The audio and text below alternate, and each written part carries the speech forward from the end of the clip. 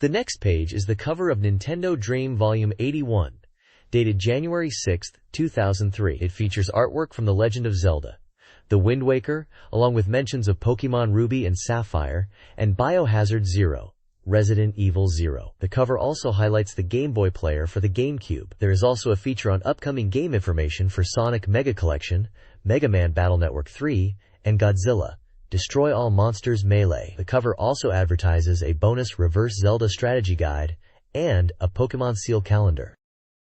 This page is an advertisement for the Wavebird Nintendo GameCube wireless controller. The text describes it as freeing the player from troublesome cords, allowing for more freedom during gaming. It was released on December 5, 2002, with a suggested retail price of 4,500 yen, excluding tax. The features mentioned include a maximum communication distance of approximately 6 meters, approximately 100 hours of continuous use with alkaline batteries, and 16 channels to prevent interference during multiplayer.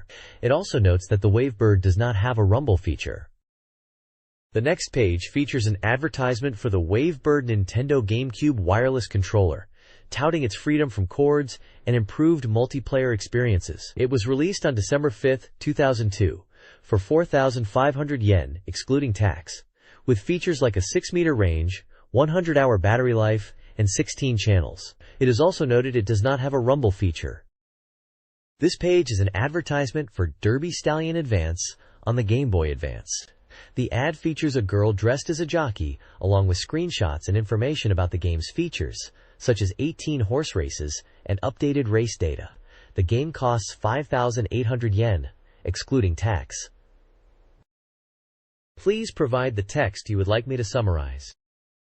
This page is an advertisement for a strategy guidebook for Mario Party 4 on the Nintendo GameCube. It highlights the book's features, including detailed strategies for stages and minigames, a separate booklet with full stage maps, and controller stickers featuring character art. The guide offers complete coverage of the game's modes, characters, and even minor background elements. It also mentions that the guide contains tips and tricks to help players succeed in minigames. The next page presents a Nintendo Dream Readers giveaway, featuring a variety of prizes for the new year. Up for grabs are several Nintendo consoles and accessories, a Nintendo GameCube, a Game Boy Advance, a Wavebird wireless controller, a standard GameCube controller, and a 251 memory card. Also offered are copies of GameCube and Game Boy Advance games released before December 15th. A standout prize is a life-size promotional display of Rebecca Chambers from Biohazard Zero, Resident Evil Zero. Additionally, Konami is giving away copies of GB Advance Fishing, and Capcom is offering copies of Rockman XE3, Mega Man Battle Network 3. Lastly, there's a set of McDonald's Pokémon toys. This page from Nintendo Dream Headline Magazine focuses on upcoming game releases and events for December 2002 and January 2003. It highlights the anticipation for The Legend of Zelda, The Wind Waker. Readers who pre-ordered before November 27th can acquire a special campaign disc, while those who reserve a copy of the game between November 28th and December 12th are guaranteed a limited edition disc. The magazine also teases the next issue's included 2003 calendar. The calendar itself features scheduled game releases and events, with titles such as FIFA 2003, Mega Man Battle Network 3, Derby Stallion Advance, Kinnikuman 2, Beyblade 2002, and Sylvania Family 4. Other Nintendo Dream titles listed include Mario Party for the N64, Legend of Zelda Wind Waker, Chronoa Heroes, Eternal Arcadia, Top Gun, and Kirby DVD Volume 5. The next page features the Nintendo Hyper Ranking, focusing on the popularity and sales of Nintendo games. It highlights the top 20 best-selling Nintendo games from November 4th to November 24th, with the first two being Pokémon Sapphire and Pokémon Ruby for the Game Boy Advance. Other notable titles include Mario Party 4, Biohazard Zero, Resident Evil Zero, and Super Robot Taisen Original Generation, also for the GBA. The page also lists the top 20 most anticipated upcoming games, based on reader votes. The Legend of Zelda, The Wind Waker for the GameCube is at the top. Other games mentioned include Star Fox, Metroid Prime, Final Fantasy Crystal Chronicles, and Biohazard 4. The page mentions a milestone for the Pokémon franchise, stating that the two versions of Pokémon combined have quickly sold over 1 million copies. It also discusses the impact of Pokémon on Game Boy Advance sales, claiming that it has tripled the console's sales. A graph illustrates the sales performance of both the GameCube and Game Boy Advance over several weeks in September, October, and November. This page from Nintendo Dream Magazine focuses on the Game Boy Player, a GameCube peripheral that allows you to play Game Boy Color, and Game Boy Advance games on your TV. It explores the possibilities of this device. It describes how the Game Boy Player connects to the GameCube, allowing you to use a GameCube controller. The article speculates on whether it will use the super-fast serial port, or perhaps allow connectivity for online play via a modem or broadband adapter. It also details how the device uses a boot disk and has a cartridge slot for GBA games. The article then explores the idea of GameCube games being able to interact with GBA games, linking to the new Pokémon Ruby and Sapphire games. The page concludes by suggesting readers visit the Nintendo Gamefront in Tokyo to learn more about the Game Boy Player. The next page from the magazine kicks off with some news, stating that Square and Enix are merging in April of the following year, but software release schedules would remain unchanged. The new company will be called Square Enix, with both companies merging equally. No development changes are expected in the short term. Also on the page, there is an article focused on merchandise from the legendary Starfy series. A variety of items featuring Starfy are highlighted, including a notebook for 150 yen, a memo pad for 200 yen, an eraser for 100 yen, a pencil set for 300 yen, origami paper for 200 yen, a pencil board for 200 yen, stickers for 200 yen, a notebook for 150 yen, and a soft pencil case for 750 yen. The magazine is also advertising the December issue of Nintendo Dream, which features a playable demo of The Legend of Zelda, The Wind Waker. The demo disc also includes previews of Mario Party 4 and Sonic Mega Collection. There's also some info on how to download ringtones and sound effects from The Legend of Zelda via Tsutaya Online. You can access these via mobile phone using iMode, JSki, and EZWeb. Nintendo News highlights the GBA TurboFile Advance, a 3,800 yen backup memory device for saving GBA game data. A 2,000 yen expansion is also available. Pokémon Ruby and Sapphire are selling out quickly, with suburban stores experiencing long lines. The Choro Q promotion offers a miniature car with either GBA or GameCube versions. The Kirby of the Stars anime continues with Episode 60, Treasure Sword Galaxia, on December 7th, introducing a new character. Episode 61, Obese Snack Junkie, features King Dedede. Finally, Kirby DVD Volume 5, releasing December 26th for 3,800 yen, includes episodes 13 to 15, and a figure, with a giveaway promotion. This page features the Mario Club's recommended Software 5 selections. It begins with a review of Biohazard Zero, Resident Evil Zero, praised for its partner zapping system. Reviewers appreciate the cooperative gameplay and the strategic element of needing both characters to overcome obstacles. The game is recommended for users 15 and older due to its tense atmosphere. Next is Momotaro Dentetsu, 11 Black Bonbi appears. It's praised for its familiar gameplay with new elements and is recommended for a wide range of ages. Then comes Kururin Paradise for the Game Boy Advance, praised for its simple yet engaging gameplay and well-designed stages. Chrono A Heroes The Legendary Star Medal for Game Boy Advance is also featured, with reviewers noting the comedic visuals, sound, and the engaging character customization options. Finally, The Legend of Zelda, The Wind Waker for the GameCube is reviewed, with praise for its visuals, character expressions, and unique art style. The page also features a news section regarding a patch for Phantasy Star Online Episode 1 and 2, So EP 1 and 2, to fix bugs and issues. Finally, the page thanks the readers for participating in the third Nindoriyar gathering on So, highlighting the event's success. The next page is an advert focusing on Nintendo GameCube games for the new year. The page shows an image of a GameCube console, controller, and a selection of characters from various Nintendo franchises. The top of the page reads, New Year's holiday is for the GameCube. It highlights reader and editor recommendations for GameCube titles. The page is titled with, Buying a GameCube? Here's the one you need. Super Smash Bros. Melee is ranked number 1, praised for its many Nintendo characters and abundance of modes. Other highly recommended titles include Animal Crossing Plus, Super Mario Sunshine, Star Fox Adventures, and The Legend of Zelda: The Wind Waker. Also listed are Mario Party 4, Luigi's Mansion, Phantasy Star Online Episodes 1 and 2, Pikmin, and Biohazard: Resident Evil. The next page presents a selection of GameCube games recommended by readers, perfect for enjoying with family. Animal Crossing Plus is ranked number 2, described as relaxing and easy for beginners. Reviewers appreciate its endless gameplay, enjoyable furniture collecting and design aspects, and appeal to all ages. A character called Maru gives thanks that players were able to try the game and enjoy it. Coming in at number 3 is Super Mario Sunshine, praised for its classic Mario action and accessible controls. Players highlight the fun of exploring, using the FLUDD, and the game's beautiful water effects.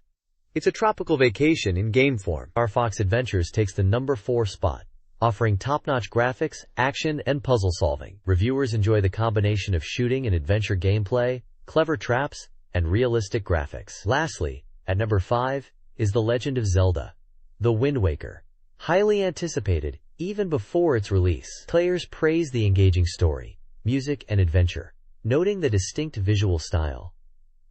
The page also highlights games below the top 6, with a selection of player comments. Games mentioned include Mario Party 4, Luigi's Mansion, Phantasy Star Online Episodes 1 and 2, Pikmin, and Biohazard: Resident Evil.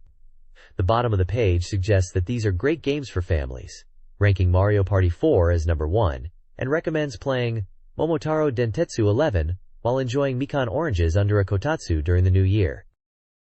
Nintendo Dream Magazine's GameCube recommendations include family-friendly Animal Forest Plus, challenging Biohazard Zero, and mature Eternal Darkness. Star Wars Rogue Squadron 2 is praised for its aerial combat, while Super Mario Sunshine's diverse gameplay is highlighted. Power Pros 9 is lauded for its 2002 data, and Pikmin, surprisingly, is recommended despite the reviewer's dislike for party games. Ikaruga is for skilled players, and a special section recommends SSX Tricky, Phantasy Star Online, good for online newbies, and Mickey Mouse's Magical Mirror. This page features the future of the GameCube, as predicted by industry experts. Famitsu Magazine's former editor-in-chief, Yamamoto Naoto, shares his insights. According to Yamamoto, the coming year will be a year of evolution for the GameCube. While the first year was just a start, many popular series are now available on the console. He notes that Nintendo's series, like Biohazard and Power Pros, are available. Yamamoto expects more original series and RPGs, and also anticipates collaborations between Nintendo and third-party developers. He also mentions the Game Boy player, noting that the GameCube has no blind spots. The page also includes a catalog of GameCube consoles and accessories, with prices. The console itself is available in violet, orange, black, and silver. Controllers come in various colors, including violet, orange, black, violet and clear, emerald blue, and silver. Other accessories listed include stereo AV cables, mono AV cables, SVideo cables, D-terminal video cables, component video cables, AC adapters, memory cards, GBA cables, modem adapters, and broadband adapters. In the end, a list of GBA games are recommended by the editorial staff, including Kirby, Nightmare in Dreamland, Fire Emblem, The Binding Blade, Rockman X3, Super Robot Wars A, Derby Stallion Advance, Gyakuten Seiban 2, Phoenix Wright, Ace Attorney, Star X, Pro Yaku Team Otsukuru, Advance, Custom Robo GX, and Kotoba no Puzzle, Mojipitan Advance. This page is a full-page advertisement for The Legend of Zelda: The Wind Waker, with a countdown to its December 13th release. The text expresses excitement from the editorial team, who played a sample version and were moved to tears. The ad features key characters from the game, like Link, Zelda, and other characters on a wave from the sea, alongside enemies in the sky. The bottom right corner of the ad has the Japanese title, the Nintendo GameCube logo, and information such as the game title, release date, price of 6,800 yen, genre, and memory card requirements. There is also a note that the game supports GCGBA cable connectivity.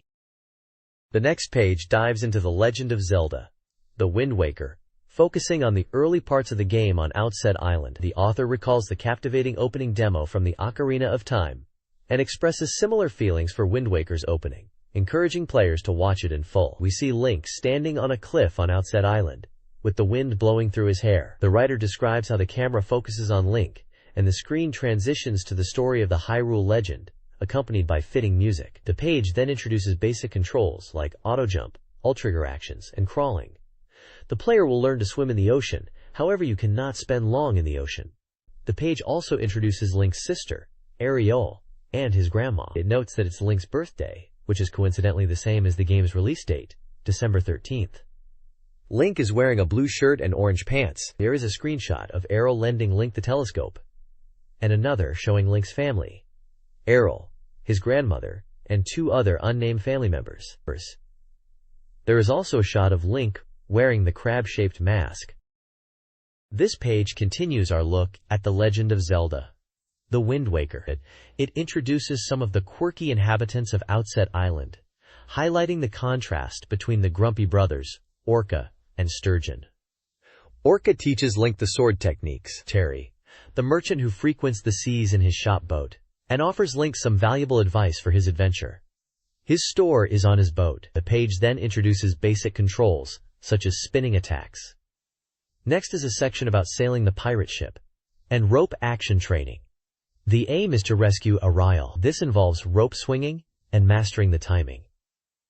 Nico mentions it will take about a year to master the ropes. This is where Link meets the pirate crew, including Senka, Gonzo, Naji, Nico, Moko, Tetra, and Zuko. The page ends with a description of the Helmarock King scene, where Tetra is dropped on top of the island. After rescuing her, Ari Kamal is kidnapped. The picture shows Nico, one of the pirates whose dialogue is sad. Apparently Link gets to wash pants this time. The page highlights the telescope feature, and how you can see the pirate ship on the horizon. This page focuses on the inside of the Forsaken Fortress in The Legend of Zelda, The Wind Waker, and how it is full of danger. It mentions that it might remind players of the Deku Tree dungeon from Majora's Mask, but it warns that it's not as easy as it seems. Link loses his sword after being catapulted to the island, so players will have to fight without it initially. The page also highlights new gameplay mechanics, like using ropes, hiding in barrels, and using stealth. It notes that observant players will notice Link's eyes moving towards nearby objects. The page then covers Link's quest to rescue Ariel after she has been captured. The tension eases after this point, similar to the sense of relief after completing the Deku Tree in Ocarina of Time or the first 3 days of Majora's Mask. A mysterious voice asks if you notice something. Finally, there's a section questioning who the children are that have been captured. The page mentions the pirates who brought Link to the island, wondering about their fate. The next page is a guide to Outset Island from The Legend of Zelda, The Wind Waker. The page describes Outset Island as a peaceful place, with pleasant sounds of wind and waves, free from monsters. It mentions that Outset Island is larger than Windfall Island, and bustling with people. Yet it feels nostalgic, even for first-time visitors. The background music also helps contribute to that feeling of nostalgia. The guide hints that Link will need a specific item on this island. The writer recommends exploring the island thoroughly. There are a few screenshots highlighting key locations and characters, including a bomb shop with a merchant complaining about the high price of bombs, sailors who dream of traveling the ocean, an old woman who gossips about expensive accessories, a sickly-looking man who asks Link for a favor, a mischievous boy, a dancing man by a stone monument. The guide suggests finding the pigs scattered throughout the island, and that they are somehow related to events. The guide recommends speaking to the islanders, especially the gossiping old women, for helpful information. Finally, there is a picture of a character in a forest area along with the text, This guy! It may be important. This page continues the guide to Wind Waker, focusing on mini-games and points of interest on Windfall Island. Several locations and activities are highlighted. The potion shop. The shopkeeper complains that his potions are too effective. He only sells red potions, and Link needs an empty bottle to purchase them. The music is described as being very Indian. A wealthy home. A home filled with expensive-looking pots. The guide suggests throwing them to find hidden treasures. The picture-taking studio. The studio owner laments having his photos stolen. The Prankster 4 group, the Killer Bees. They're a group of mischievous kids that the school teachers have their hands full with. The guide suggests talking to them, as they can provide useful hints. Also pictured is Miss Marie, who is described as a flashy teacher. A cafe. Quiet during the day, but lively at night. Also on Outset Island you can find various mini-games, such as the submarine game. To begin with, the playing area is blank. You need to target the 3 ships with a bomb. Be careful, as if you miss it will show a cross, as well as the windmill, which may not be moving at the moment, but it is hoped that it will with the right gust of wind. Finally, the guide hints at a switch hidden in a specific location, and you can see the various islands in the distance. The talking mailbox, which resides in both Outset Island and Prolo Island. The next page is a guide to mastering The Legend of Zelda, The Wind Waker, in 1 week. It emphasizes that the Zelda series is full of challenging puzzles, and the guide aims to teach players the basics to overcome them, without spoilers, in a week, by mastering 1 skill a day. The guide presents 4 daily lessons.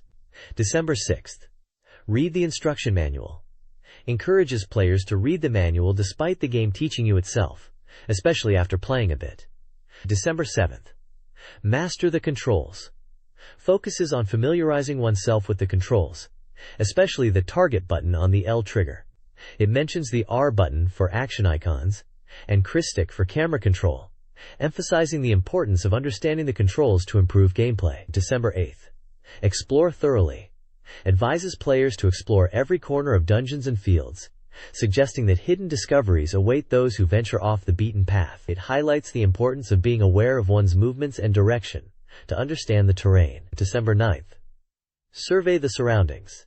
Instructs players to use the camera icon to survey their surroundings by pressing L.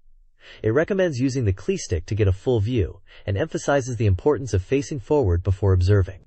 The guide also mentions using the telescope, accessible via the Y, X, or Z buttons for a quick lynx eye view with zoom capabilities. This page provides further tips and readers' opinions on The Legend of Zelda, The Wind Waker. The guide includes tips on using items. Equip new items immediately. Dungeon items often unlock previously unsolvable puzzles. Remember to use items, or you might forget about them. There's also tips on self-reliance. Don't immediately ask for help. If stuck, try different approaches. Realize that mistakes lead to progress. The page also features reader comments, expressing excitement and anticipation for the game, mentioning features like sailing, the use of the ocarina, and the visual style. Some readers mention Ganon and Princess Zelda, as well as other characters they hope to see. The next issue will include developer interviews and staff surveys. There's a screenshot of Link standing still, along with a caption, "Don't touch the controller," and a note that this is a highlight shot. The next page dives into a walkthrough for Pokemon Ruby and Sapphire, specifically covering the early parts of the game, from Little Root Town to Dewford Town. The guide provides a chart outlining the fastest route through the game, with numbered steps. It starts with setting the clock at the player's house in Little Root Town and talking to Professor Birch's child. You rescue Professor Birch from a Pokemon, get your first Pokemon, and receive the Pokédex. After traveling Route 101 and fighting Professor Birch's child in Route 103, you will travel towards Petalburg City, Rustboro City, Dewford Town, Granite Cave. The page emphasizes getting the Pokédex from Professor Birch, and there are some tips for the beginning, like setting the clock in your house on the 2nd floor. Your neighbors are the professor's house who lives next door, and based on the gender of the protagonist, their house changes. A map of Little Root Town is also included, showing the player's house, Professor Birch's lab, and other key locations. This page continues the walkthrough for Pokemon Ruby and Sapphire. It details events in Route 101, focusing on rescuing Professor Birch from a Poochyena and receiving your first Pokemon, either Torchic, Trico, or Mudkip, from his bag to battle it. The guide then explains how, after defeating the Poochyena, you return to Professor Birch's lab, and he gives you the Pokemon you used as a gift. Afterwards, you'll head to Route 103 to battle Professor Birch's child, and then onward. The page also shows the first encountered Pokemon of Ruby and Sapphire. Those Pokemon are Wurmple, Zigzagoon, and Poochyena. The guide then goes on to talk about battling Professor Birch's child and receiving the Pokédex, and a Monster Ball from Professor Birch's child in Petalburg City. There is a map of Little Shroot Town, a shopping list with prices. It also showcases the first encountered Pokemon in Ruby and Sapphire, which is Wingull, known as Kamome in Japanese. This page continues the walkthrough for Pokemon Ruby and Sapphire, now focusing on Route 102 and the journey towards Petalburg City. It encourages players to battle the various trainers along the route, highlighting the low levels of their Pokemon and advising players to stock up on healing items. The guide introduces encountered trainers like Youngster Alan, Bugcatcher James, Youngster Billy, and Lass Haley. It also highlights the Pokemon you'll first see on Route 102s, such as Seedot and Ralts in Ruby, and Lotad and Ralts in Sapphire. The walkthrough then details the events in Petalburg City, including meeting Wally and helping him catch his first Pokemon, and focuses on heading towards Rustboro City after. The page also includes a map of Petalburg City and a shopping list from the Pokemart, including prices for items like Pokeballs, potions, antidotes, and awakening. Route 104, situated between Petalburg Woods and Rustboro City, is detailed. Players are advised to prepare Pokemon for potential battles. A flower shop on Route 104 North sells watering pails for plants. Potted plant prices are listed. Vibrant, tropical, cute, colorful, big, and splendid pots range from 3,000 to 5,000 yen.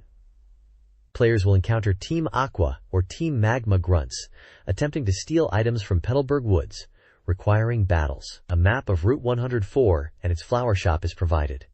Trainers on Route 104 North include Bugcatcher Fujo, Bugcatcher Mikya, and a Team Aqua Magma grunt.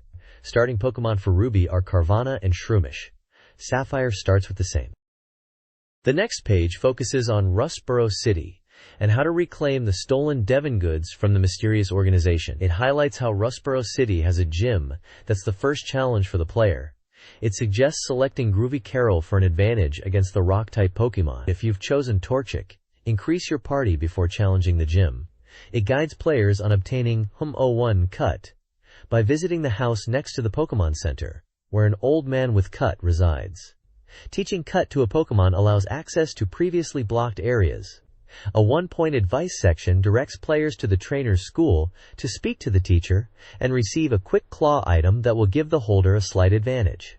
The page details a shopping list for the Rustboro City Pokemart that includes items like Pokeballs, Repeat Balls, Timer Balls, potions, and status healing items. The page then discusses how to challenge Gym Leader Roxanne and recommends teaching your Pokemon moves like Water Gun or Absorb for the battle. Roxanne uses a level 15 Geodude and a level 16 Nosepass. The gym layout is displayed with trainer locations. These trainers are Youngster Timmy and Youngster Justin. This page continues the walkthrough of Pokemon Ruby and Sapphire, focusing on Route 116 and Rusturf Tunnel. It guides you on chasing the Team Aqua Grunt who stole the Devon goods. On Route 116, many trainers will challenge you, so choose your moves wisely. Someone mentions that they were digging in the tunnel and were chased out by a strange man. Route 116 shows item locations such as berries and items like Repel. Trainers like Youngster Tominori, Hiker Takeo, and Lass Ellie are listed, and their locations marked on the map.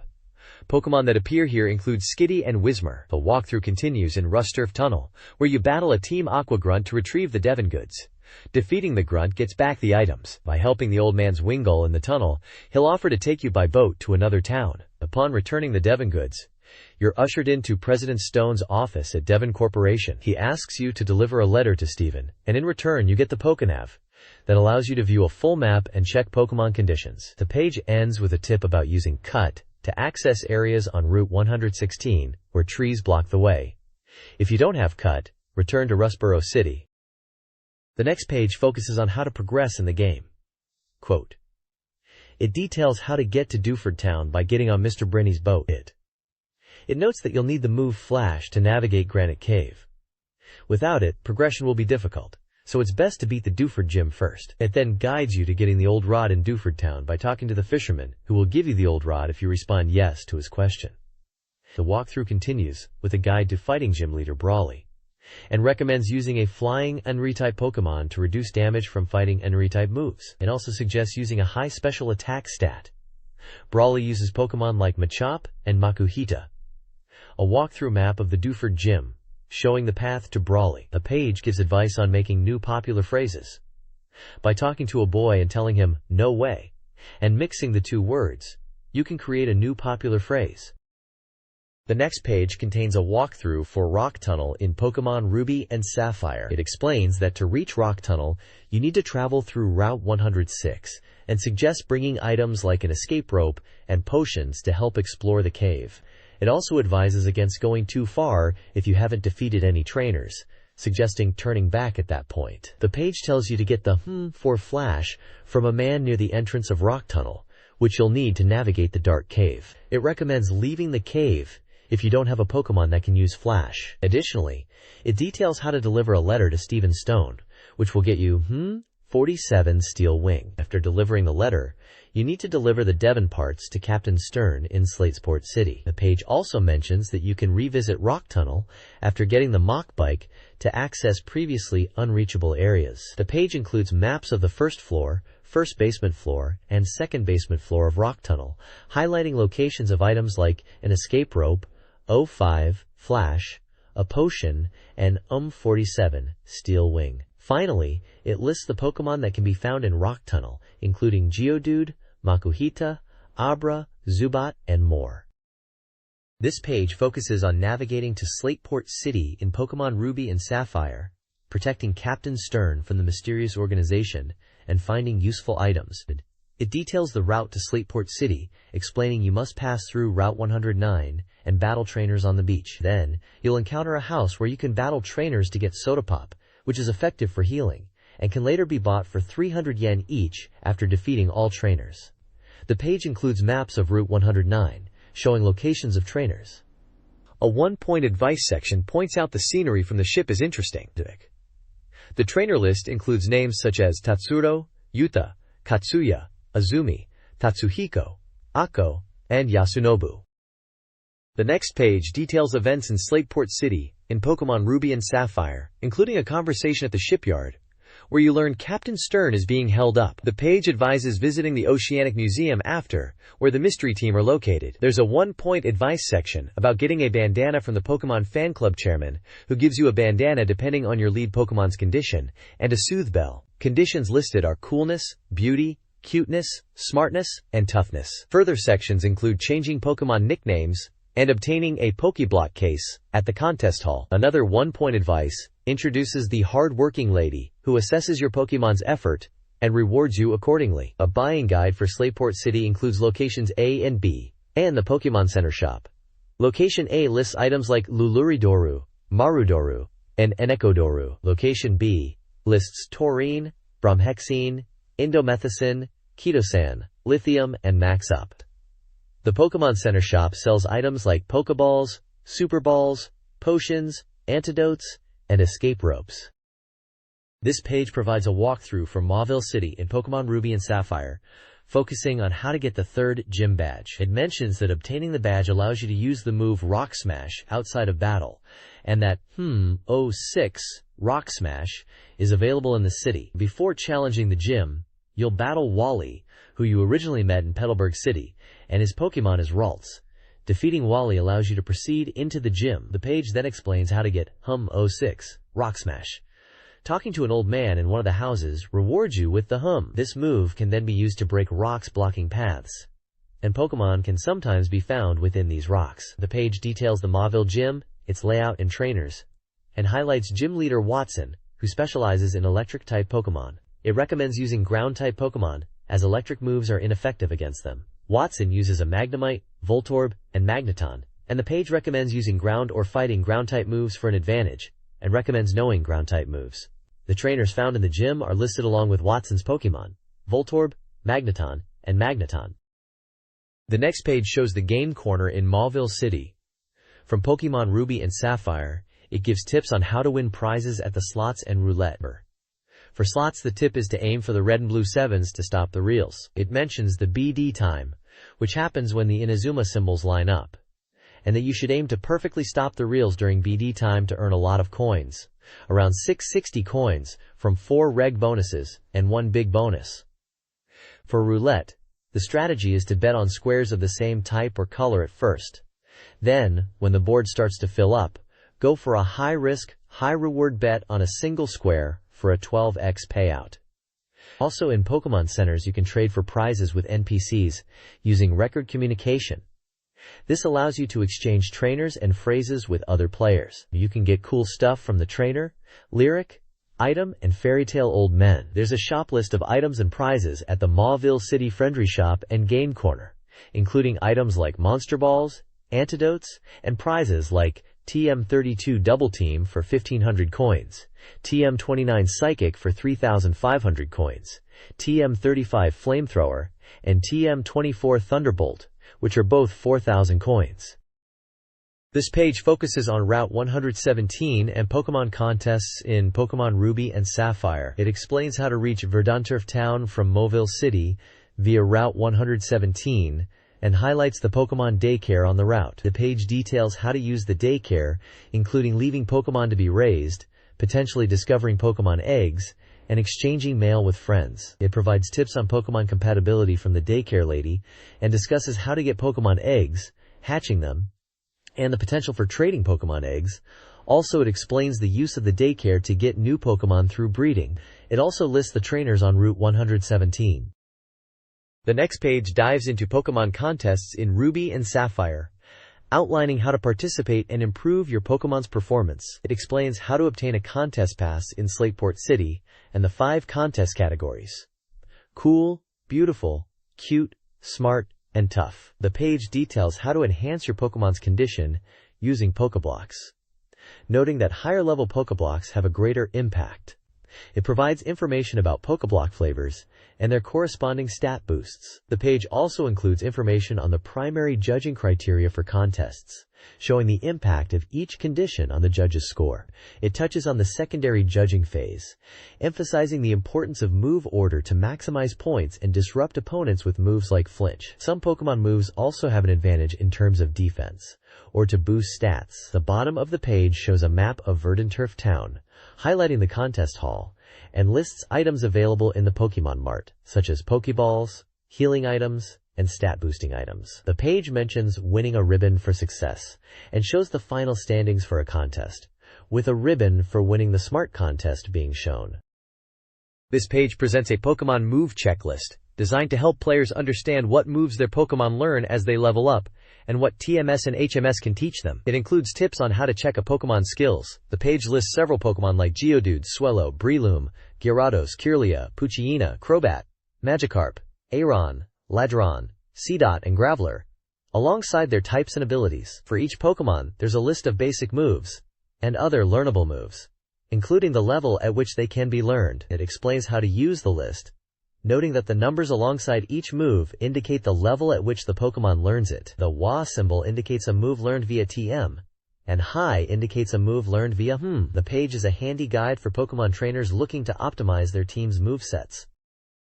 The next page continues with the Pokemon move checklist, detailing more Pokemon, their types, abilities, and learnable moves. This section features Pokemon like Sceptile, Zubat, Tentacruel, Linoone, Tentacool, Alakazam, Manectric, Electrike, Blaziken, Magnemite, Electrode, Meditite, Pelipper, and Nosepass.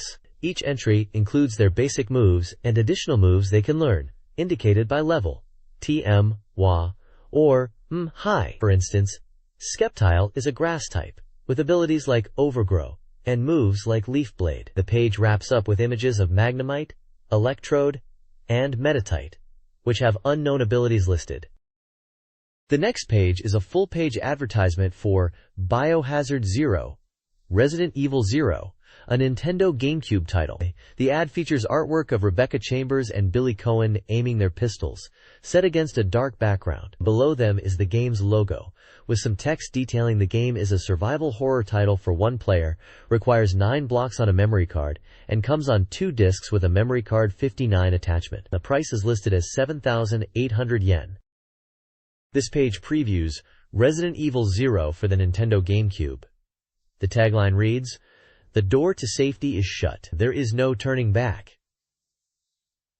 The page showcases character portraits of Rebecca Chambers, Billy Cohen, Wesker, William Birkin, and an unknown character. Several screenshots depict Rebecca and Billy inside a speeding train infested with zombies. One screenshot shows the train's control panel, while others capture scenes of the pair battling the undead and attempting to escape. The text describes the initial meeting of Rebecca and Billy on the zombie-infested train, their reluctant cooperation to stop the runaway train, and their eventual crash. The text concludes, hinting at what awaits them.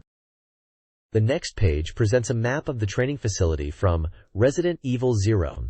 The map includes locations on the first floor and basement level 1, detailing item locations like green herbs, blue herbs, red herbs, handgun bullets, shotgun ammo, and lighter oil. Key areas like the tunnel, sewers, garden, toilet, entrance, dining room, kitchen, boiler room, storage, meeting room, library, classroom, and the terrace are marked on the map. Important items, such as the MO disc, microfilm projector, and the fire key, are also indicated.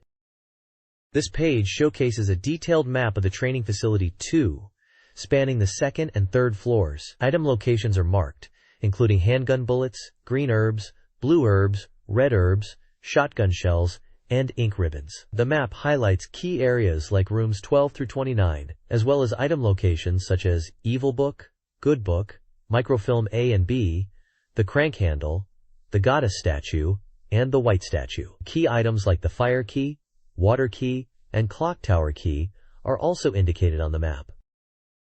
The next page continues the map of the training facility, this time focusing on the underground levels, B1F, B2F, and B3F. Key locations include the monitor room front hall, surveillance room, jail, monitor room, torture room, underground hall, and training facility areas. Items of note include handgun and shotgun ammo, magnum rounds, a locker key, ink ribbons, and the Juraman case, handgun part. The map also shows the location of the power adjustment device and notes that the electrical current can be deactivated there.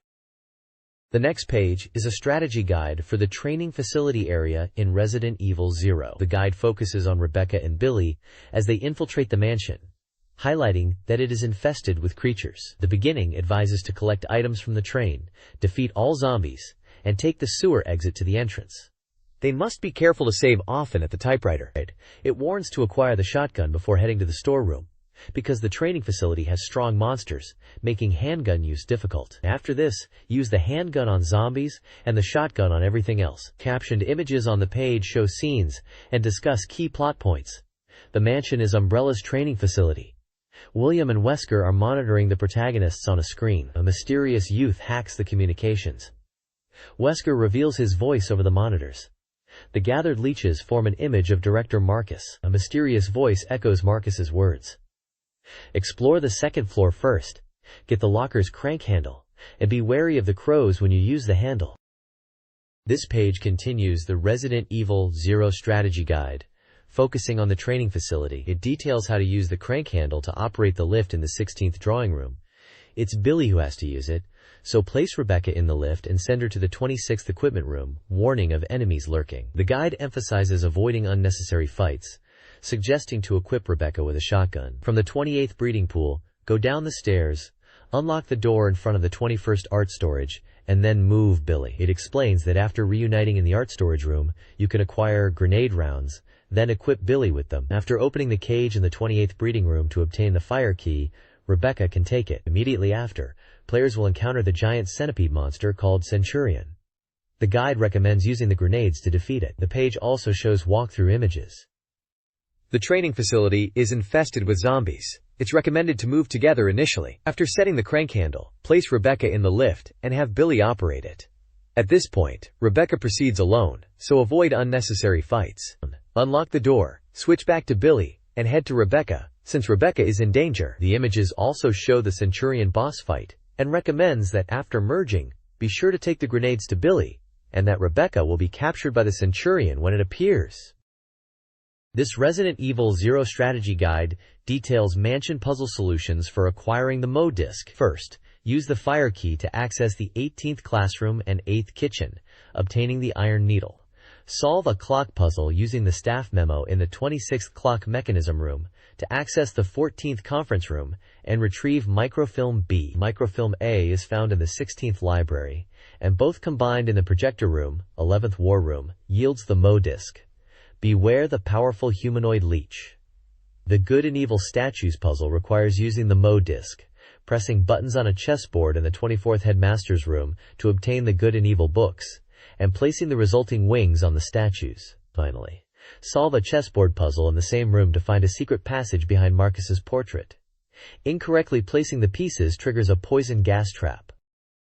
The next page details part of the Resident Evil 0 walkthrough, where Rebecca is carried on someone's shoulders to enter the ventilation shaft. The text describes descending underground and proceeding through passages to the 31st surveillance room, then the 32nd confinement room. Billy investigates a wall with a duct, and Rebecca uses a piggyback ride to go through the duct to the 34th torture room. There, Rebecca uses the power control panel, adjusting 5 switches to supply 70% power, which opens the underground doors and eliminates steam in the boiler room. A picture of a control panel asking if you want to operate switch 3 is also shown. The walkthrough continues, stating that Marcus's portrait opens, revealing a staircase leading underground. A giant spider is present, but its slow movement makes it safe to ignore. The walkthrough states that the player must carry Rebecca, and there are ominous torture devices nearby. A mutated creature appears, chasing Rebecca. The text then instructs that because of the crumbling floor, Rebecca falls through, hanging onto iron bars. Billy needs to rescue her. You must proceed to the 35th underground hall, avoiding enemies, to get to the 36th underground hall and save her. It mentions that if William and Wesker are able to reveal the past, then the facility has a self-destruct. This page continues the Resident Evil 0 walkthrough, focusing on Billy's past. After rescuing Rebecca, a cutscene reveals details about Billy's past. In the 36th underground room, there's an ink ribbon and typewriter for saving progress. The walkthrough advises fighting any humanoid creatures outside the room. The page details the pursuit of Billy, including communication from Enrico, noting that he has not been found. The walkthrough explains how to proceed through an underground area to the 40th training facility, splitting up Rebecca and Billy. Rebecca operates a switch to open a gate, allowing Billy to enter the facility. Players should ensure Billy has grenades. The walkthrough explains that there are 3 switches on the operating panel that open or close iron gates. Cooperation is key to navigating the passages and obtaining the water key. The pair must move Billy forward, while Rebecca operates switches. In the training facility's depths, players can find sulfuric acid rounds, which are effective against hunters that appear when activating a red switch. Hunters are vulnerable to sulfuric rounds and grenade launchers, particularly with sulfuric rounds. The walkthrough notes that descending further leads to a cave-like area. Billy and Rebecca separate, and Rebecca manipulates the control panel to open iron gates. Sulfuric acid rounds can be found near the first iron gate. Activating the red switch in the deepest part starts a battle simulation. The guide reiterates that hunters are weak against sulfuric rounds. The page ends noting the player is about to face new horrors. The next page gives a rundown of essential battle knowledge for Mega Man Battle Network 3, also known as Rockman XE3, including maps and scenario details. It highlights how the RPG series blends the real and digital worlds, focusing on key strategies for the first and second episodes, and providing comprehensive maps of the digital world. The page details changes from previous titles and additional elements. A key point is understanding the capabilities of new battle chips, crucial for combat. It points out that some chips have had their effects modified. By grasping these changes, players can refine their strategies. Counterattacks, which can be used to defeat enemies and earn items, are also described. Examples of newly introduced battle chips include Side Gun, which allows the user to unleash shots that cause explosions across 3 vertical panels, and Copy Damage, which can copy and transfer damage from one enemy to another. Air Shooter is another new chip. The page also mentions the Folder Edit class system, a new feature that limits the number of chips that can be placed in the folder. This makes the folder composition far more important. The page also covers program advances, style changes, and double deletes, emphasizing the rewards when defeating an enemy. A column mentions that enemies defeated at the same time will now display a screen, making it easier to understand. The next page continues the strategy guide for Mega Man Battle Network 3, Rockman XE3.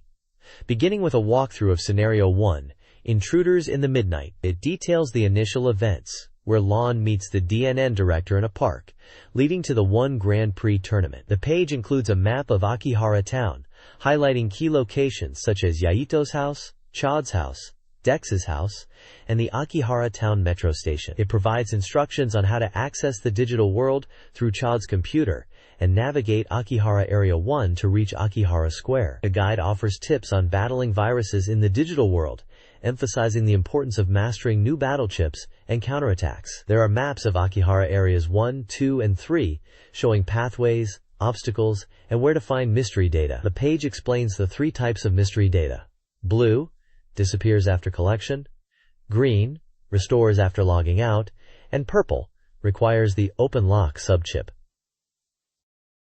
This Mega Man Battle Network 3 strategy guide covers the Akihara Square section, focusing on the Sin 1 Grand Prix and a loser's bracket minigame. Players must navigate the school at night, retrieve a forgotten item, and confront a flashman user in the principal's office, rescuing manipulated emails. A map of the principal's office in the digital world is provided, highlighting light activation puzzles. The guide recommends sword-type battle chips to defeat the electric-type flashman, level 300. Emphasizing waiting for him to stop moving before attacking. Finally, the epilogue details Land's assistance to Net and the theft of the Tetra Code. This Mega Man Battle Network 3 walkthrough details finding Chisao, a strong net battler, at the Akihara train station.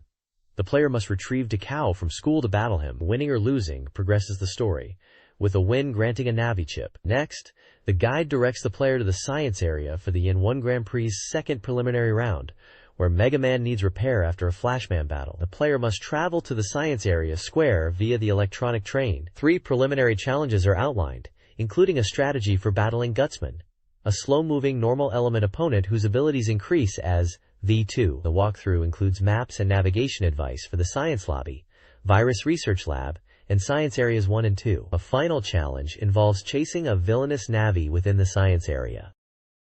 This page details acquiring the Navi Customizer in Yoka Yoka Village in Mega Man Battle Network 3 after the second preliminary round. It describes how bugs can occur when programming in Navi Customizer, potentially weakening Mega Man. It gives strategy tips for battling Metal Man, suggesting constant movement and using sword-type attacks. The guide addresses the zoo panic incident, where animals become agitated and Chisao is kidnapped, and explains how to pursue the culprit and find the reason for it, using a guide to the zoo area's cyberworld. It highlights the use of specific programs, like a Catla-type program against a mouse-type virus, to combat viruses blocking the path.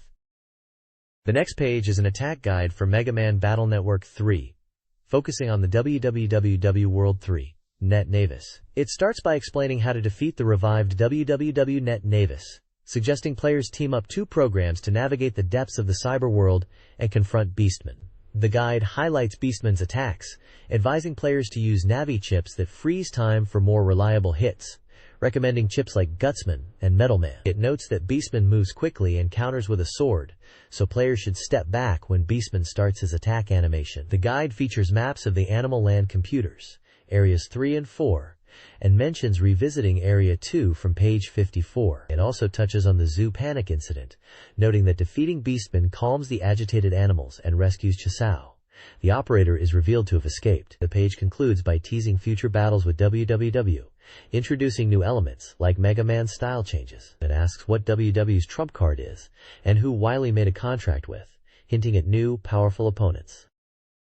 The next page is an attack guide for Ace Attorney 2, specifically for the third case, Turnabout Big Top.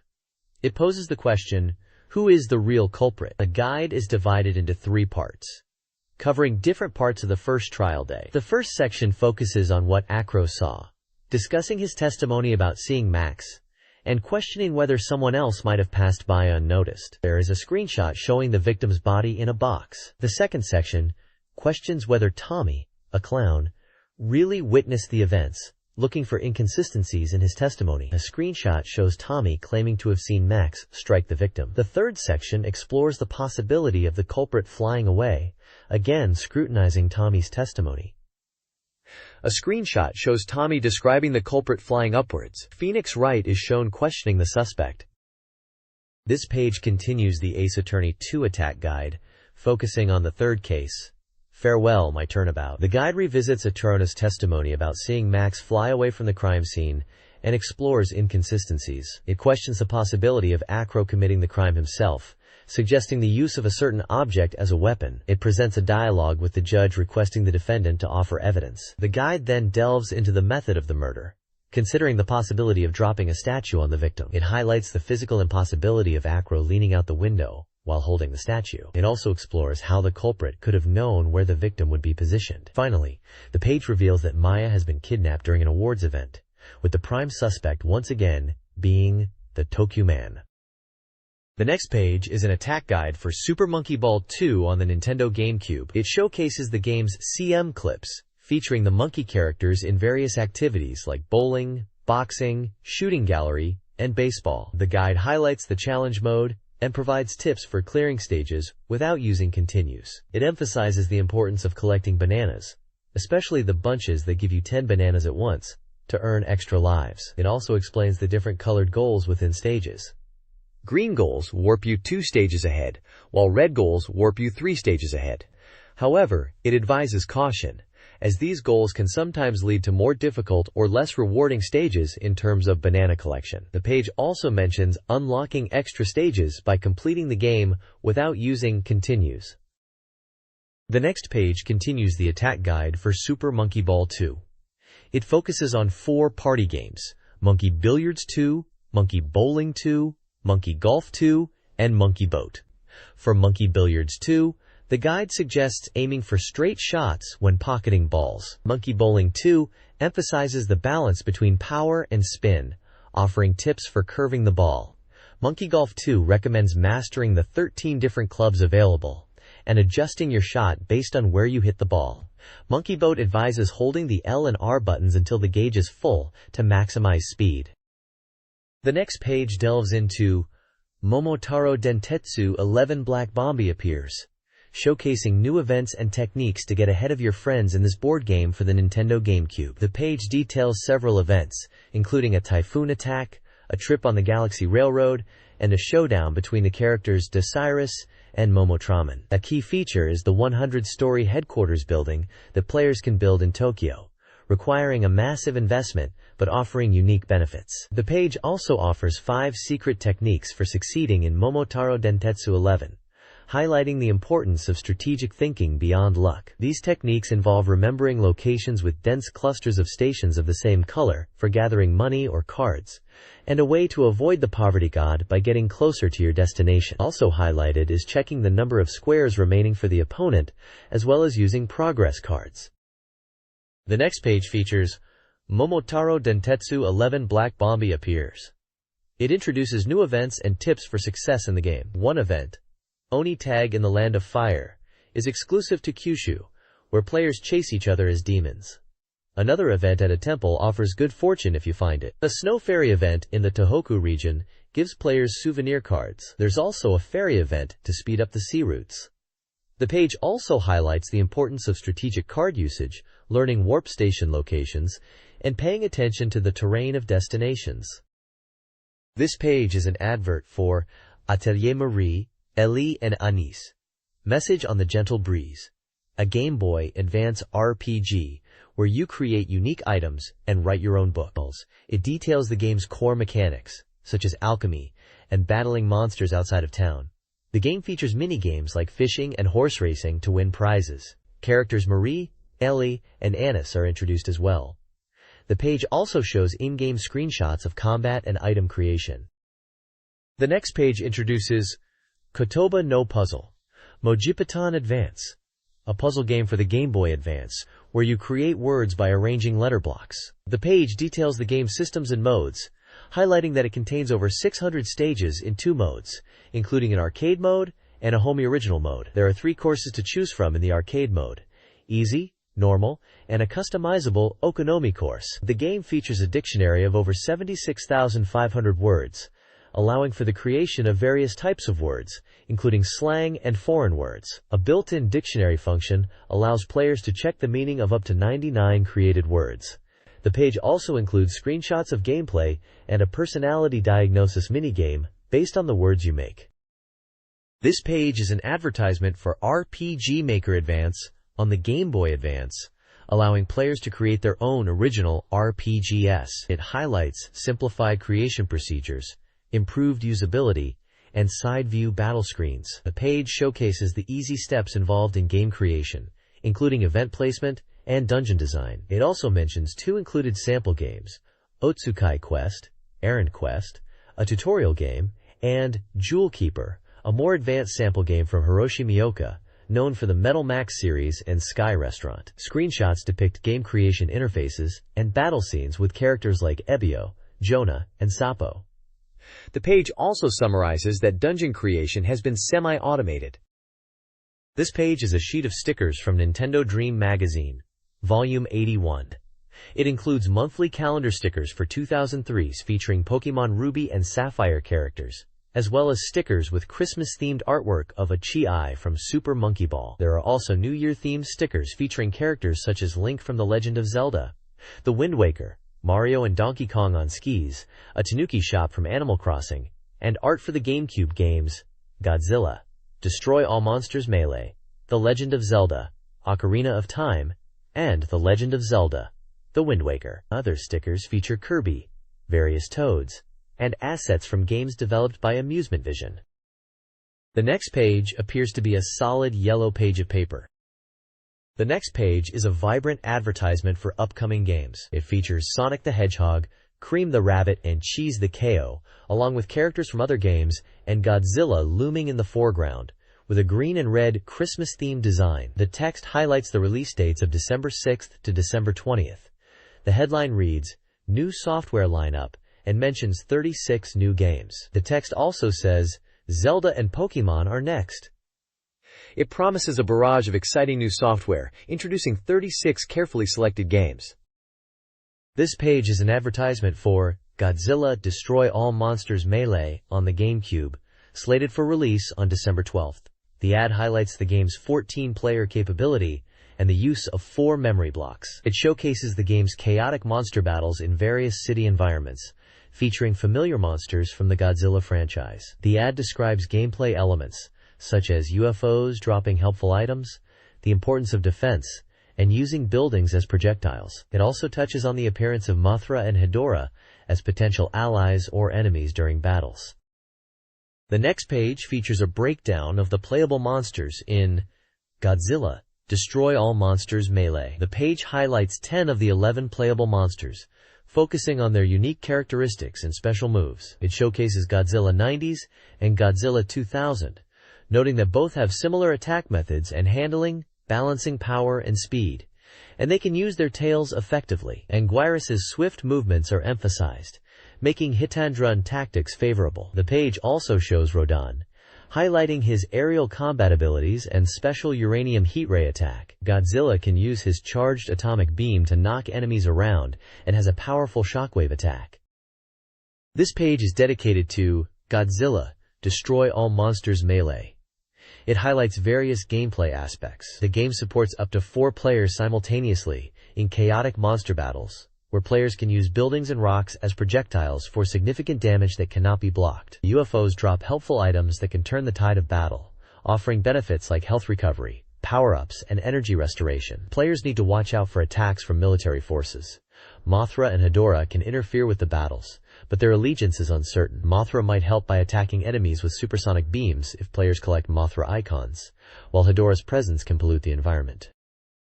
The next page spotlights Godzilla Destroy All Monsters Melee, showcasing Destoroyah, Mechaking Ghidorah, and Mechagodzilla. Destoroyah is a powerhouse with devastating attacks, but his energy-consuming moves and slower speed are weaknesses. Mechaking Ghidorah boasts improved durability and has a shield that absorbs energy, making him a formidable opponent. Mechagodzilla, from Godzilla against Mechagodzilla, joins the fray with an array of new weapons, including missiles and a maser beam.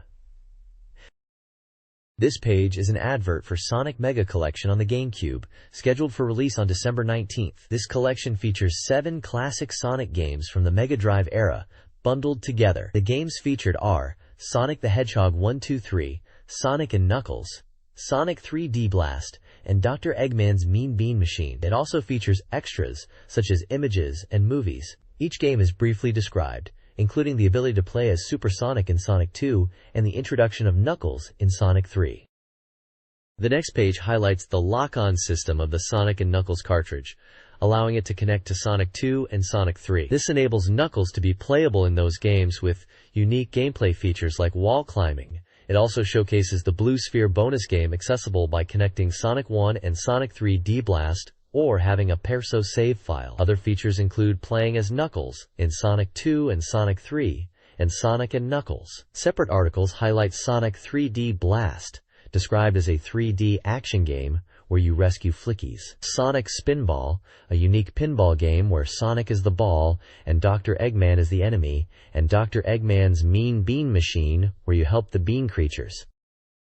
This page is an advertisement for GameCube Powerful Pro Baseball 9 Ketaiban for the GameCube, scheduled for release on December 19th. It boasts the inclusion of player data reflecting the 2002 season. The page highlights new features, including a revamped home run race mode, an arrange mode for team customization, and the ability to follow player transfers from the off-season. Screenshots showcase in-game action, player stats, and the interface for managing your team in pennant mode, where you take on the role of team manager.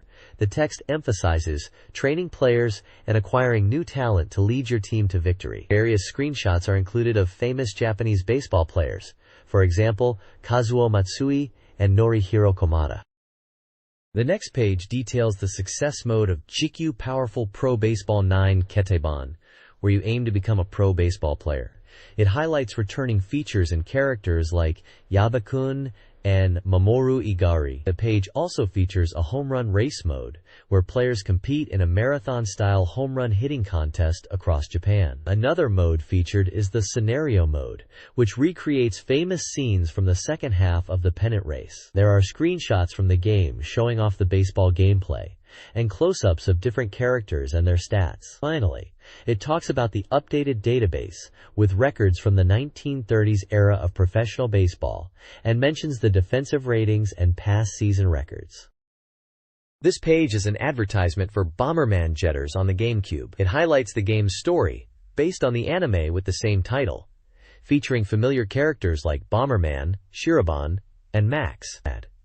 The page shows screenshots of the 3D gameplay in the normal game mode, where you progress through stages, defeat enemies, and clear areas using bombs. The page also highlights how you can switch between Bomberman, Shiraban, and Max depending on the situation, as each character has unique abilities. Bomberman can use Carabombs, while Max uses hyper-plasma bombs to destroy tough walls. The page also showcases the different bomb actions available, including placing bombs, throwing bombs, kicking bombs, and charging bombs. It mentions the Hij bandits, and shows that they will be appearing in various forms. There are also anime cutscenes from the game. The next page continues the coverage of Bomberman Jetters. It introduces the Carabombs who help Shiraban. These characters, such as Pamu and Sharkun, have special abilities and can be powered up by feeding them. Siegran provides a shield. The page explains how to create attribute bombs by combining regular bombs with bomb synthesis items, giving them unique properties, like the Hurricane Bomb. The page then details a new battle game mode with various rules, including one where players must step on numbers in order, and another where they collect barams. Also, by filling the special gauge, you can unleash special skills. The page showcases gameplay screenshots from the battle mode. The next page is an advert for Disney Sports, American football, and Disney Sports. Basketball. Disney Sports. American football features familiar Disney characters competing in American football with simplified rules. The game offers a Dream Cup tournament and a challenge mode. Players can acquire magic items by defeating opponents, which allows them to use special abilities like Rapid Time and Bubble Slip Trick. The page also highlights the original character, Crocodile. Disney Sports. Basketball features 3-on-3 basketball with Disney characters. It includes unique court designs and the ability to perform super dunks and trick plays. The Trick Gauge Max system allows players to execute special moves. There are 9 teams to choose from, each with unique playstyles and character skills. Screenshots show gameplay featuring Donald Duck and Goofy, as well as Mickey's Infinity Clutch move. This page features 3 titles: Mr. Driller Drill Land, Choro Q, and Bakuten Shoot Beyblade 2002. Fierce Fight. Magnet Tag Battle. Mr. Driller Drill Land for the GameCube is a digging action game where players explore 5 attractions inside Drill Land, based on the Tower of Druaga and other themes. The game includes attractions like Tower of Druaga, Dorindia Adventure, Star Driller, World Drill Tour, and Horror Night House. It also includes GBA connectivity, allowing players to connect with other games. Choro Q for the GameCube is a racing game where players customize Choro Q cars and compete in races set in various locations. Players earn money to customize their vehicles and create their favorite Choro Q car. Bakuten Shoot Beyblade 2002 Fierce Fight Magnet Tag Battle for the GameCube allows players to enjoy Beyblade battles with anime characters, utilizing special moves. Game modes include one-on-one battles and 4-ape battle royals. The game also features the latest Beyblade, Burning Kerberos. The next page is a promotional page for Sonic Advance 2 on the Game Boy Advance, scheduled for release on December 19th. The game is described as a high-speed action title, pushing the series to new levels of speed. The page highlights the fast-paced action and introduces the Boost feature, allowing players to reach incredible speeds. Screenshots showcase Sonic and his friends in various stages, utilizing the Boost ability, indicated by afterimages. Characters like Sonic, Tails, Knuckles, and Cream are all playable, each possessing unique actions. Sonic is the default character at the start, with others becoming playable as you advance. Each character has their own special moves highlighted on the page. This page delves into the trick actions in Sonic Advance 2, explaining how to perform them by combining the R button with other inputs after jumping. These actions let you reach new areas and items. The page details each character's unique trick actions. Sonic's include the hop jump, up plus R, homing top, forward plus R, backstar R, and bound, down plus R. Knuckles' moves are spiral upper, up plus R, burning straight, forward plus R, back attack, R, and drill claw, down plus R. Tails has happy spring, up plus R, window jump, forward plus R, back rotor R, and propeller descent, down plus R. Cream's moves consist of push step, up plus R, sweet roll, forward plus R, milky turn, R, and soft bomber, down plus R. The page also touches on Knuckles' standard moves, like the 12-punch B, drill claw, jump plus B, glide, hold A in air, and climbing, touch wall while gliding. Cream can use KO attack, B, fan flight, rapid A in the air, and KO rolling attack, jump plus B. The next page provides an overview of the 7 zones players will explore in Sonic Advance 2, each packed with unique gimmicks and challenges. The adventure is divided into zones, each containing 2 acts and a boss battle. Clearing the zones leads to the next. Zone 1, Leaf Forest, is described as easy and beginner-friendly, serving as an introduction to the game's mechanics. Zone 2, Hot Crater, is a fiery zone with more challenging enemies. Zone 3, Music Plant, features a colorful musical theme with various gimmicks. Zone 4, Ice Paradise, is an extremely cold zone where the key is navigating slippery ice. Zone 5, Sky Canyon, involves traversing clouds, requiring careful movement to avoid falling. Zone 6, Techno Base, is filled with flashing lights and lasers, inverting gravity in certain areas. The page also highlights the special rings hidden in each zone. Collecting all 7 unlocks a special stage, where players can collect rings to earn a Chaos Emerald. The next page details the multiplayer modes in Sonic Advance 2. It highlights 2 types of multiplayer experiences, a ring collection battle and a race to the finish line. Up to 4 players can participate using link cables. In the ring collection battle, players compete to gather the most rings within a time limit on a loop-shaped stage. It emphasizes the importance of not only collecting rings, but also stealing them from opponents. The number of rings each player has is displayed on the upper left of the screen, encouraging strategic play like stealing rings from opponents. The race mode is a straightforward competition to be the first to reach the goal. Players can select their preferred stages from those they've already cleared in the single-player mode. The page emphasizes that course selection is key to victory. A zone select map showing 51 Sky Canyon is shown. The position of each player is shown with cursors, with the color of the cursor indicating the player such as Sonic or Cream.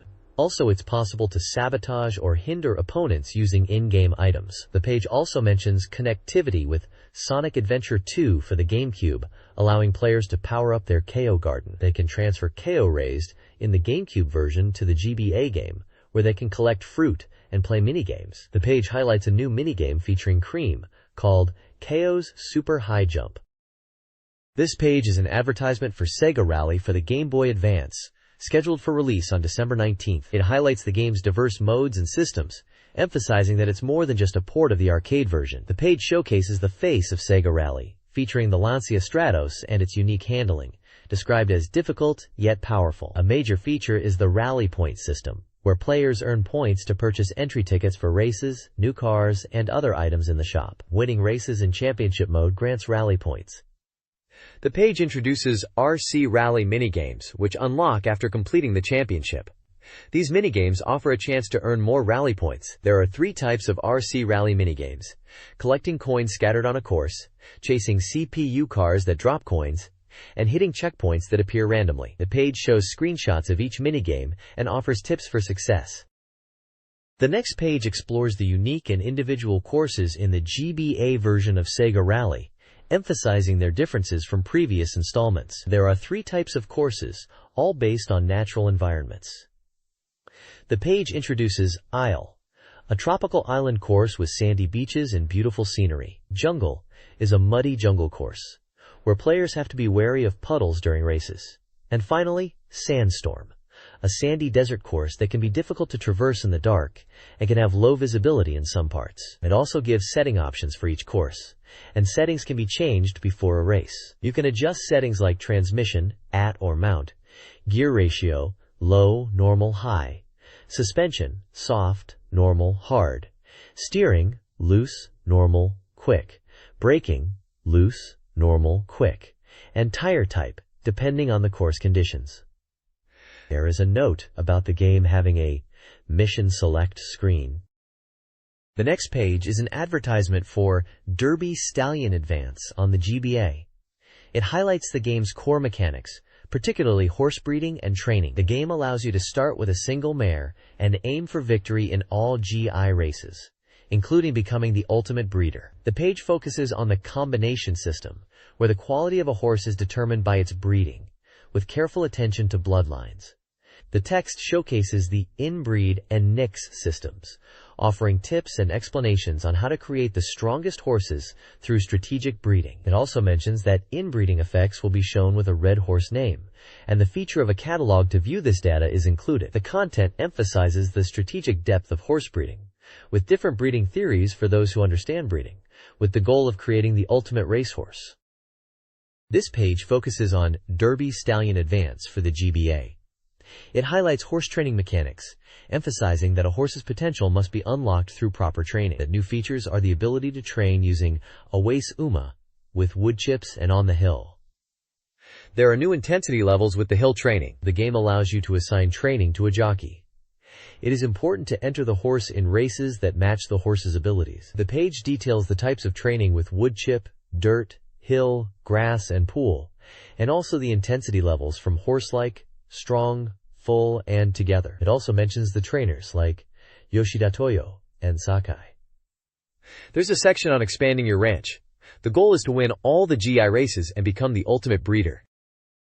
This page is an advertisement for Klonoa Heroes, Densetsu no Star Medal on the GBA. It highlights the game's action RPG elements, noting that it's the latest in the Klonoa series with RPG features. The game features level UPS, vision maps for travel, and customizable stats for Klonoa. The combat system has color-coded enemy HP bars, and using the right attack types is key. The page also sets up the story, focusing on Klonoa traveling with Gunts to get a special flower for Lolo, who is going to study at Tenku Temple.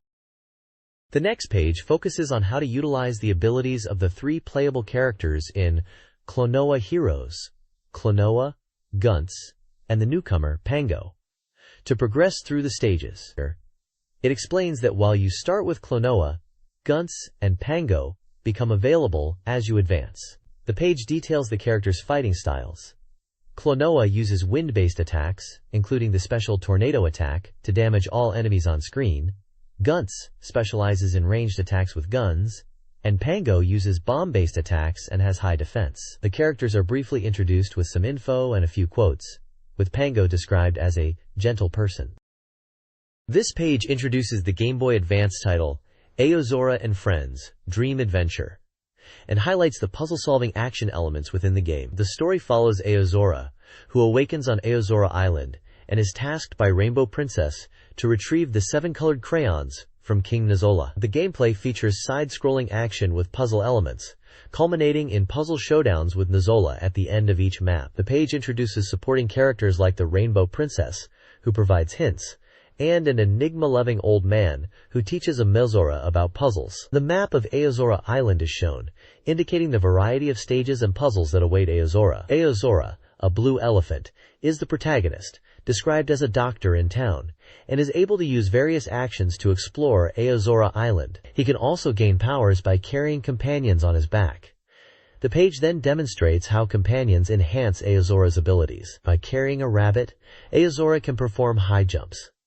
When carrying some birds, Aozora can glide through the air. Carrying a mink allows a Kazora to punch with his nose, while carrying a frog grants a Kazora water techniques. The owl is able to find hidden items. The next page features Aozora and Friends, Dream Adventure. It starts by introducing the grassland stage, which is the first stage where the adventure begins. It also introduces the lake area, where you'll be faced with a big lake that you need to pass, noting that if you don't have Karo, you can't enter the lake. The mountain area is next. You have to climb up a high mountain. Finally, the cave area is described, where you will encounter many steps and traps. The page then shows how to clear the puzzle element of the game.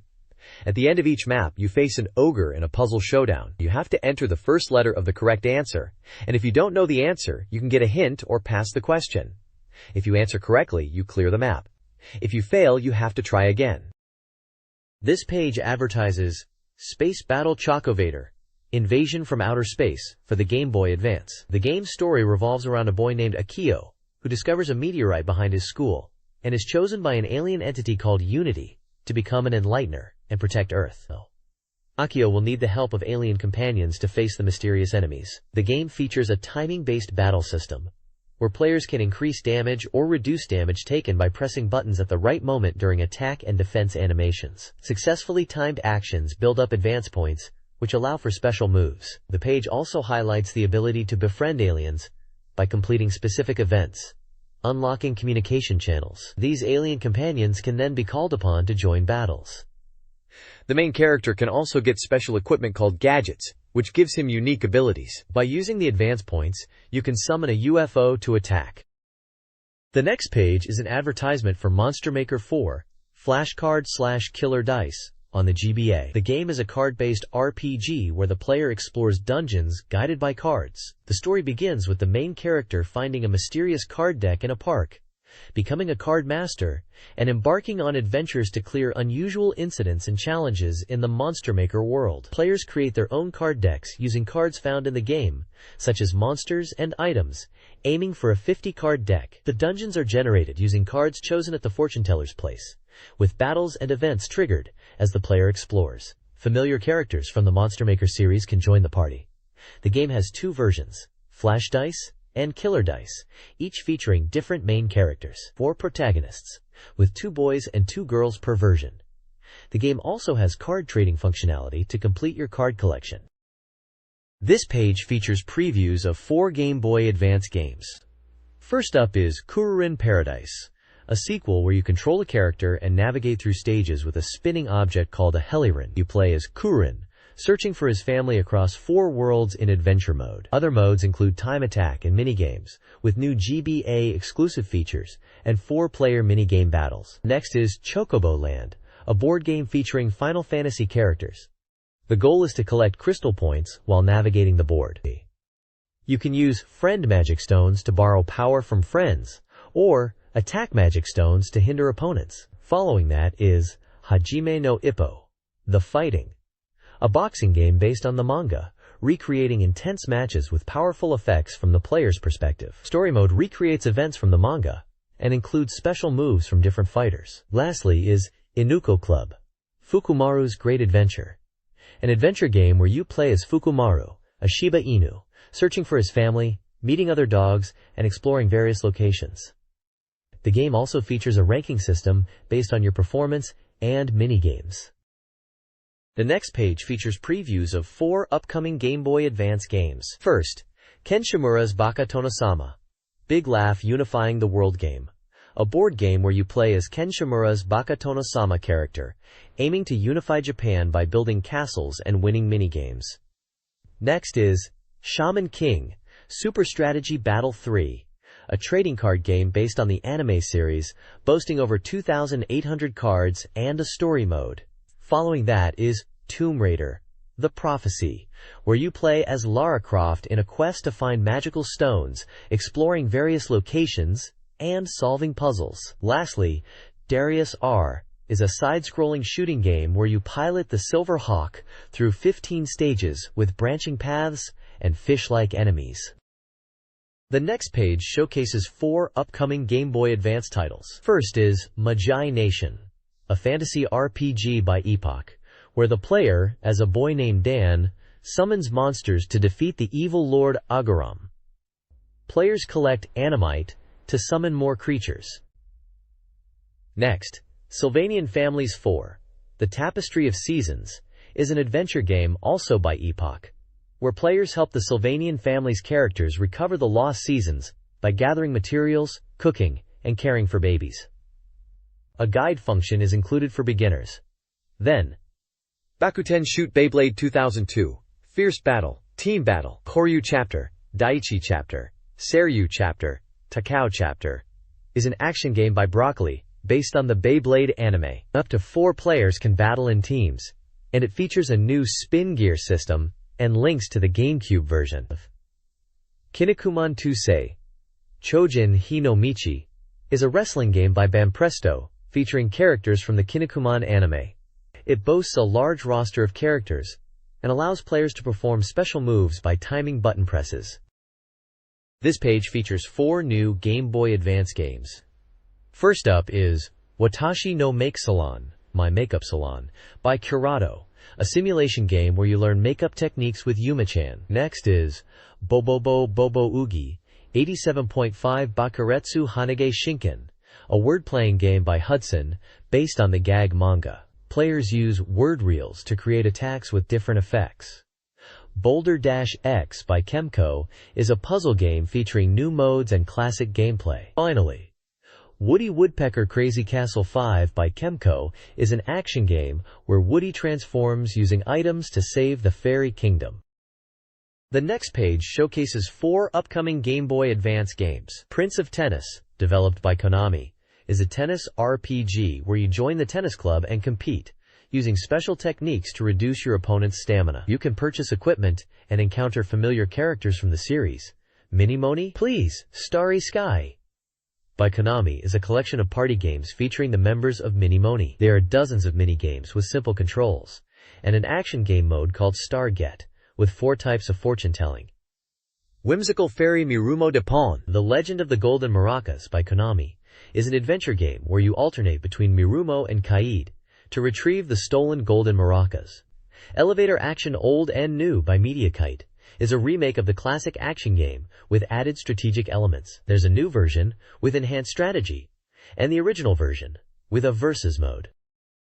This page is from the Nindori Garden section of the magazine, offering user-submitted comments and fan art. The page starts with a note that the right-hand column's quotations are running out, and urges readers to submit comments. There are multiple short reviews and questions from readers. One reader recalls the smell of their N64 when opening their fridge and asks if the editors relate. Another reader mentions using cheap headphones the wrong way around for 2 years. Someone else shares how replaying music textbooks reminded them of the music from Mother and their love of the game. A parent complains about their child playing too many video games, specifically Animal Crossing, on the Nintendo DS. Another parent shares their experience introducing their child to Super Smash Bros. DX. There's also a comment about someone's dad thinking the music from Super Smash Bros. DX sounded like Thunderbirds. Finally, a reader recounts an anecdote about playing Fox Advi and their child's reaction to their character's color change. Nindori Gakuen, A reader-submitted section of a magazine, features various topics. Readers ask about Samus Aran's weight and height, discuss horse naming habits, and inquire about the cost of an item in a video game. Other submissions include a clay figure offering, trivia questions, and humorous reader dreams, including one about Arle vs. Ganon, Mario and Luigi on a train, and a trial involving Amidorf. A reader suggests the next Zelda game be called Epona. Finally, a reader criticizes the Usotoku corner for featuring old gags. The next page is a continuation of the Nindori reader submission section, featuring readers' anecdotes, questions, and opinions. One section showcases failure stories, including one about mindlessly eating fruit in Animal Crossing, another about mistaking a character from Black Matrix Zero for a fish, and a third about confusing characters in Animal Crossing. There's a question box where readers ask about obtaining back issues of Nindori and tips for job applications. A response suggests contacting the publisher for back issues and emphasizes personality over artistic skill in applications. The argument-counter-argument section poses the question of which character, Peach or Daisy, seems wealthier. Readers offer humorous reasons based on their personalities and in-game traits. A reader submission corner titled Talented Person features artwork from a reader from Aichi Prefecture. Lastly, there's a preview of the next issue's theme, Zelda vs. Biohazard, Resident Evil. The editor is soliciting reader opinions on which game they prefer. A school corner with general information and rules for submitting content. Nindori Gakuen's reader submission page features opinions on game remakes. A reader describes humorous interactions with a kami villager in Animal Crossing Plus, highlighting the villager's demanding nature. Another reader praises the intense gameplay and crazy physics of Crazy Taxi. One-word impressions offer brief comments, including suggestions for game mechanics and character aging. Senryu impressions use haiku-like poems to describe games like The Legend of Zelda and The Wind Waker. Finally, the Help Game Emergency Team section includes questions about Mother and Mother 2. Ask the Immortal features a Q&A section with advice on copyright infringement in fan-made works, especially doujinshi. The Immortal warns against excessive use of copyrighted material, citing Konami's and Nintendo's legal actions. He also discusses the lifespan of used Super Famicom cartridges, emphasizing room longevity but potential connector damage. Backup batteries have a shorter lifespan. The reader-submitted section includes diverse topics, food reviews, advice on eating taiyaki, struggles with growing up, and romantic concerns. The page ends with advice for managing anxieties about others' opinions, suggesting journaling and open communication. The next page features the Nintendo Dream Around the World column. It discusses the challenges of releasing games globally, particularly the time lag between Japanese and international releases. Localization, including translation into multiple languages like German, French, and Spanish, takes considerable effort due to memory and screen constraints. The column also mentions marketing and distribution differences across regions. Examples include Mario Party 4 releasing earlier in North America, and Eternal Darkness debuting 4 months earlier in North America than Japan. The column mentions the upcoming North American release of Metroid Prime, highlighting the high review scores and the game's recognition in NBC's Toy Test 2002. This test ranks games based on ratings from children and parents, with Metroid Prime topping the charts. It lists the top 16 games from the Toy Test 2002, including Mario Sunshine, MLB Slugfest 2003, Tony Hawk Pro Skater 4, Mario Party 4, Star Fox Adventures, and Star Wars: The Clone Wars, Sly Cooper, Godzilla, Destroy All Monsters Melee, Tekken 4, Kingdom Hearts, Crazy Taxi 3, NHL Hits 2003, Need for Speed, Hot Pursuit 2, Super Monkey Ball 2, Transworld Snowboarding, Burnout 2, and Spider-Man. Finally, there is a Yutaka's News section, where the author discusses the excitement surrounding the GC version of Ocarina, and relays messages from readers eager to get their hands on games, emphasizing the desire for global releases. This page is a retrospective look at Fire Emblem Gaiden for the Famicom. It's presented as a nostalgic initiation for younger gamers. The reviewer appreciates it as an accessible entry point to the Fire Emblem series, even for those who dislike strategy RPGs, comparing it to Shining Force. The game retains its battle system, but adds RPG elements, such as exploring maps and entering battlefields. There are differences from other Fire Emblem games, like unlimited weapon usage and an easier, easy mode. The page features screenshots of the battle system, the world map, and character portraits of Alm and Celica, the main protagonists. It mentions that characters join with unique portraits, and that in-dungeon exploration resembles a traditional RPG. The reviewer suggests playing the game if you enjoy the series' unique systems, even if it means tracking down an old Famicom and a used copy of the game. This page is dedicated to fan content centered around Nintendo games. The top section is dedicated to The Legend of Zelda, The Wind Waker. Various fans share their excitement for the upcoming release, commenting on Link's design and expressing anticipation for the game's story and characters such as Tetra. There are also fan illustrations of Link and Tetra/Zelda. The bottom section focuses on Pokémon, with fans expressing their love for the franchise and the newly released Ruby and Sapphire versions. One fan describes their experience visiting Pokémon Center Tokyo on launch day. Fans comment on the designs of new Pokémon and talk about their favorite Pokémon from the new games. There are fan-made character designs and cosplays, namely from Pokémon Ruby and Sapphire. This page is a collection of fan-submitted content. The top section focuses on Super Smash Bros. DX, with fans sharing their experiences and excitement for the game. There's a Things M Likes section, featuring fan art of characters from various games. A Mother, Earthbound section includes fan art, discussions about the game series, and requests for a remake. One fan discusses a desire to see Pooh get more solo content. There is a cosplay section with fan illustrations of characters in cosplay, including Link. Fans share anecdotes and personal experiences related to the games. One fan talks about how they discovered wholeness through Smash Bros. DX, and it made them a fan. Names of fans are listed throughout, with the artwork, with their region. The next page contains fan-submitted content related to various games and topics. There's an Animal Crossing section with fan art and comments about the game, reflecting on its first anniversary and the continuous stream of new experiences. A section called Fire Emblem Club features fan art of characters and fan comments about the Fire Emblem series, including Fire Emblem Gaiden, a Kirby of the Stars Club section, with fan art of Kirby, and comments about the upcoming Kirby of the Stars, the Great Labyrinth of the Mirror game for the GameCube. One fan speculates on possible copy abilities in the new game. Other sections include fan art of characters, such as those from Animal Crossing, with fans discussing their favorite aspects of the games and characters. One fan discusses their love for characters such as Checky, a character from the Animal Crossing series. The next page showcases fan-submitted content related to different games. The Star Fox Club section features fan art and comments about Star Fox Adventures, with one fan praising the realistic expressions and environments. There's also a comment about the Jurassic Park feel, and a funny observation about a character in the game. The Golden Sun Club section includes fan art and comments expressing a love for the game and specific characters. The Zero Club has fan art of Zero, and includes fan comments about some of the characters' traits and favorite Jin. The page features fan art and comments about Princess Peach from the Mario series, discussing her appearance in Mario Sunshine. The Mario Family Club section features fan art of Mario, with a fan apologizing for submitting it to the wrong section and admitting to doing this out of habit. There are also submissions for Zero, Phantasy Star Online, Rune, Ace Attorney, and Klonoa, along with fan comments. Lastly, the page provides information about the upcoming deadlines for submissions to the magazine.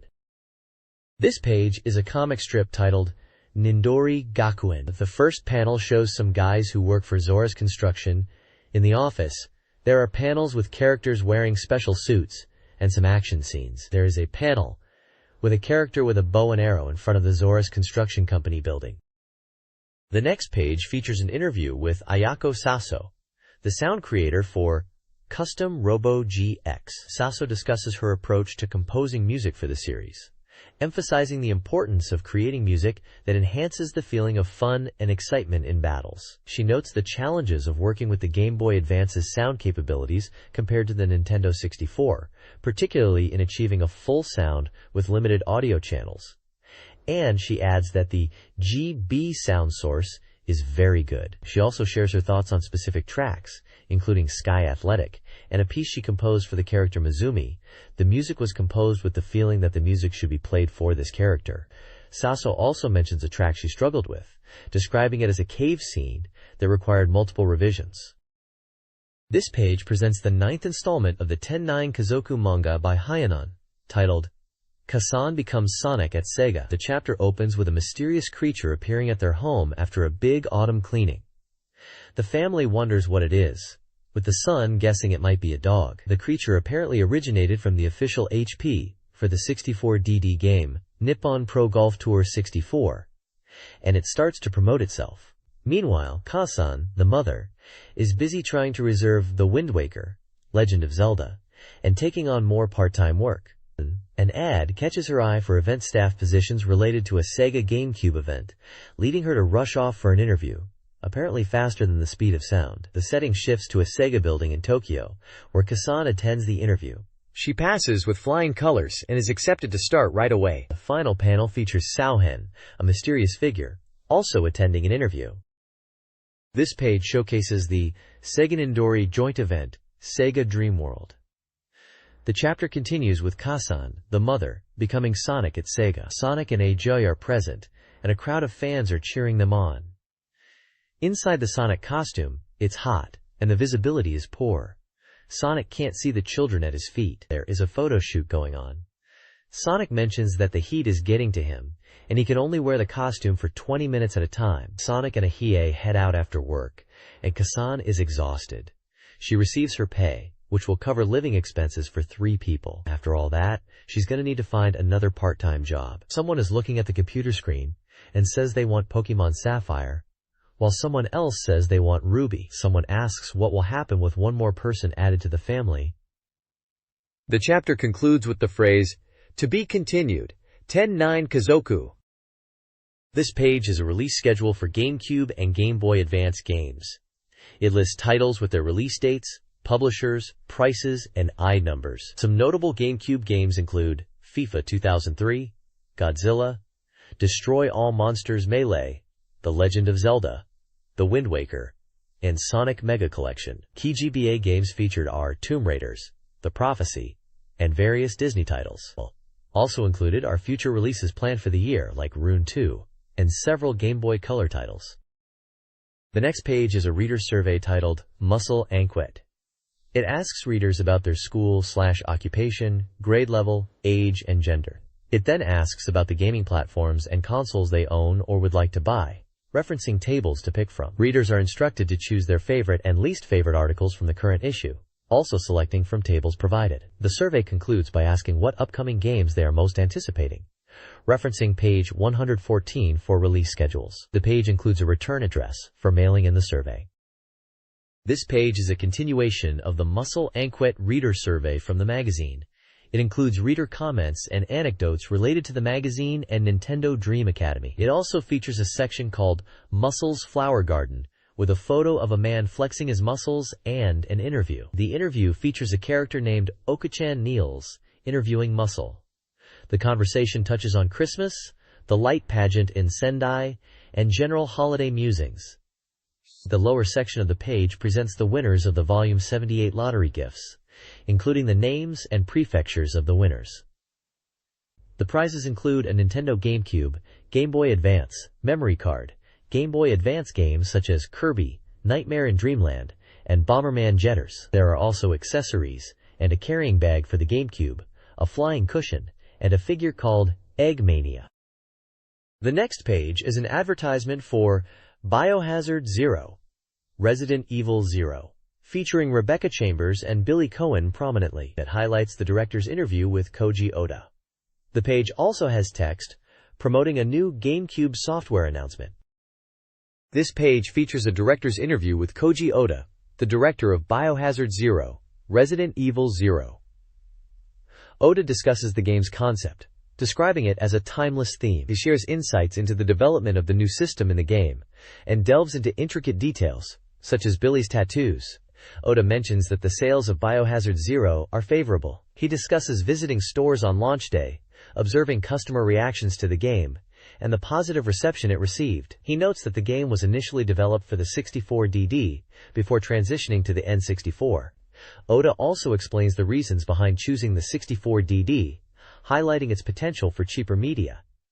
He regrets the platform's eventual cancellation. Oda reflects on the long development period, and the freedom he had during the process. He mentions that Biohazard Zero was originally planned for the N64, but he had hoped for a quicker release on the GameCube.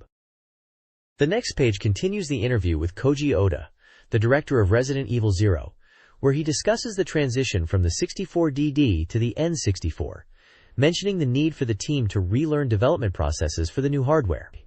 He estimates the study period for the new hardware took from 6 to 8 months. The team was about 150 people. Oda explains the concept of partner zapping and item placement in Resident Evil 0, and how you can place items anywhere on the floor, which was a point of contention among players. Oda reflects on not wanting to make the same game again, and preferring to play other user-made games. He touches on the unique creative challenges, and the idea of different directors bringing fresh perspectives to the series. Oda notes that the team implemented risky features in Resident Evil 0. He also mentions how creating the Resident Evil 0 involved cutting the CD loading times by using cartridges. Oda explains that N64 allowed them to create the partner zapping system, and the team had to change the speed of it. He concludes by describing how the basic concept of the Resident Evil world is in the head of Shinji Mikami and other people that worked on developing it. The page features screenshots from the game, including one of Rebecca Chambers. Koji Oda, director of Resident Evil 0, discusses the game's development on the N64, highlighting challenges like fitting everything onto a single cartridge and optimizing gameplay. Key features like the partner zapping system, crucial for Billy and Rebecca's coordination, and streamlined item management are emphasized. The team focused on reducing loading times and ensuring smooth gameplay, even during enemy encounters with separated characters. Oda touches on the importance of shortcuts and item combinations, and the game's graphical elements, as well as potential future series features. The discussion also covers controller layout considerations, drawing parallels to the first Resident Evil game, and shows screenshots of the status screen and gameplay. This page is also part of the Resident Evil 0 interview with Koji Oda. Oda talks about partner actions and the 180-degree turn from the original Resident Evil. The team wanted to use it, but realized it wasn't going to be possible. He also discusses the R-button advance mechanic, and the 3 control types available, one that is a throwback to the first game. Oda describes the living feeling of the game, as well as the graphic and puzzle designs that are used. There are screenshots of puzzles in the game. He mentions the train event, and having to enter the password to stop the runaway train. He also mentions the rescue of Rebecca, who falls through the floor in the training facility's torture room, and the players struggle to figure out how to save her. Oda discusses the creature design, and the human leech is the scariest creature. There are also screenshots of the game, and a portrait of Billy. Koji Oda, director of Resident Evil 0, discusses the game's design elements in an interview. Enemy designs are intended to be unsettling, and players will have more ammo. The 2-character system necessitates teamwork. Billy's mother love tattoo, a design by Hideki Kamiya, was added for personality. Monsters like bats and scorpions, inherited from Devil May Cry, feature prominently. Crimson Heads, originally from Resident Evil, are absent from Resident Evil 0. Oda highlights the team's collaborative development process, involving weekly meetings with over 150 staff members, and emphasizes the game's unique story and system. The interview concludes with Oda's thoughts on post-development plans. This page features an interview with Akitsugu Oda, a game creator at Capcom, discussing his career and thoughts on game development. Oda recalls his childhood spent reading books, particularly detective stories, by Edogawa Ranpo. He acknowledges that the dark atmosphere of those stories might be reflected in his current work, especially in the characters and setting of Resident Evil 0. He mentions 2 games that inspired him to join Capcom, Sweet Home and Hitler's Resurrection, both titles for the Famicom. He found them uniquely terrifying and wanted to create similar experiences. He emphasizes the importance of experimentation and collaboration in game development. Oda shares his childhood dream of becoming like his father, whom he describes as a friendly and interesting person. He also reflects on his relationship with Shinji Mikami, whom he considers a genius and a valuable source of advice. He believes that aspiring game creators should focus on learning and experimenting, rather than conforming to established formulas. The page also includes screenshots from Hitler's Resurrection and Resident Evil 0. There is a question, what is Nintendo? And he answers, rival and teacher. Finally, he is asked, what is Capcom to him? And he responds, a great company that provides everything necessary for game creation for game lovers. The next page is a full-page feature titled, GameCube's Best Partner, Capcom 4th Development Division, New Title Presentation, Complete Text Coverage. It highlights Capcom's commitment to the GameCube and showcases 5 new titles. The page features a group photo of developers and a close-up of Capcom 4th Development Division manager Shinji Mikami. Mikami, the father of Resident Evil, expresses his team's dedication to delivering innovative and shocking experiences on the GameCube. He emphasizes that the 5 titles, excluding Resident Evil 4, are completely original creations, defying current trends. The next page provides a recap of Capcom's GameCube new title presentation at Velfar in Roppongi on November 14th. The event, subtitled Cube Shock 5 Titles, featured an opening speech by Shinji Mikami, who jokingly bumped his head on stage. Mikami discussed Capcom's venture into original titles, emphasizing a focus on fun and innovation. The page also spotlights Hiroshi Shibata, the director of Resident Evil 4, showcasing a logo and a game screenshot. The game's theme is described as struggle in extreme conditions, with Leon S. Kennedy returning as the protagonist. Shibata mentions that the game will feature complete character model changes and detailed graphics.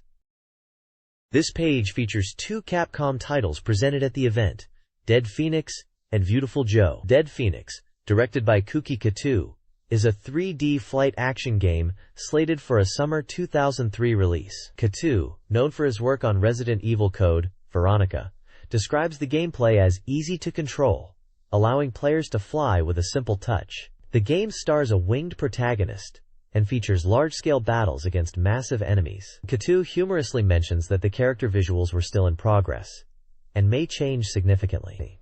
The game seems to be a mix of action and simulation, with an epic storyline of an ancient city. Beautiful Joe, directed by Hideki Kamiya, known for Resident Evil 2 and Devil May Cry, is a VFX action game set for a spring 2003 release. Kamiya describes the game's visuals as a mix of American comic book style and comical character designs. The gameplay involves manipulating the action with slow and zoom effects to enhance the hero's attacks. Kamiya also mentions that the game was initially created for children at the request of a department head, but he interpreted it in his own way. The page includes a comment that it may only appeal to people who like hero characters. There is also the interesting comment regarding how the V of the title should be pronounced, view.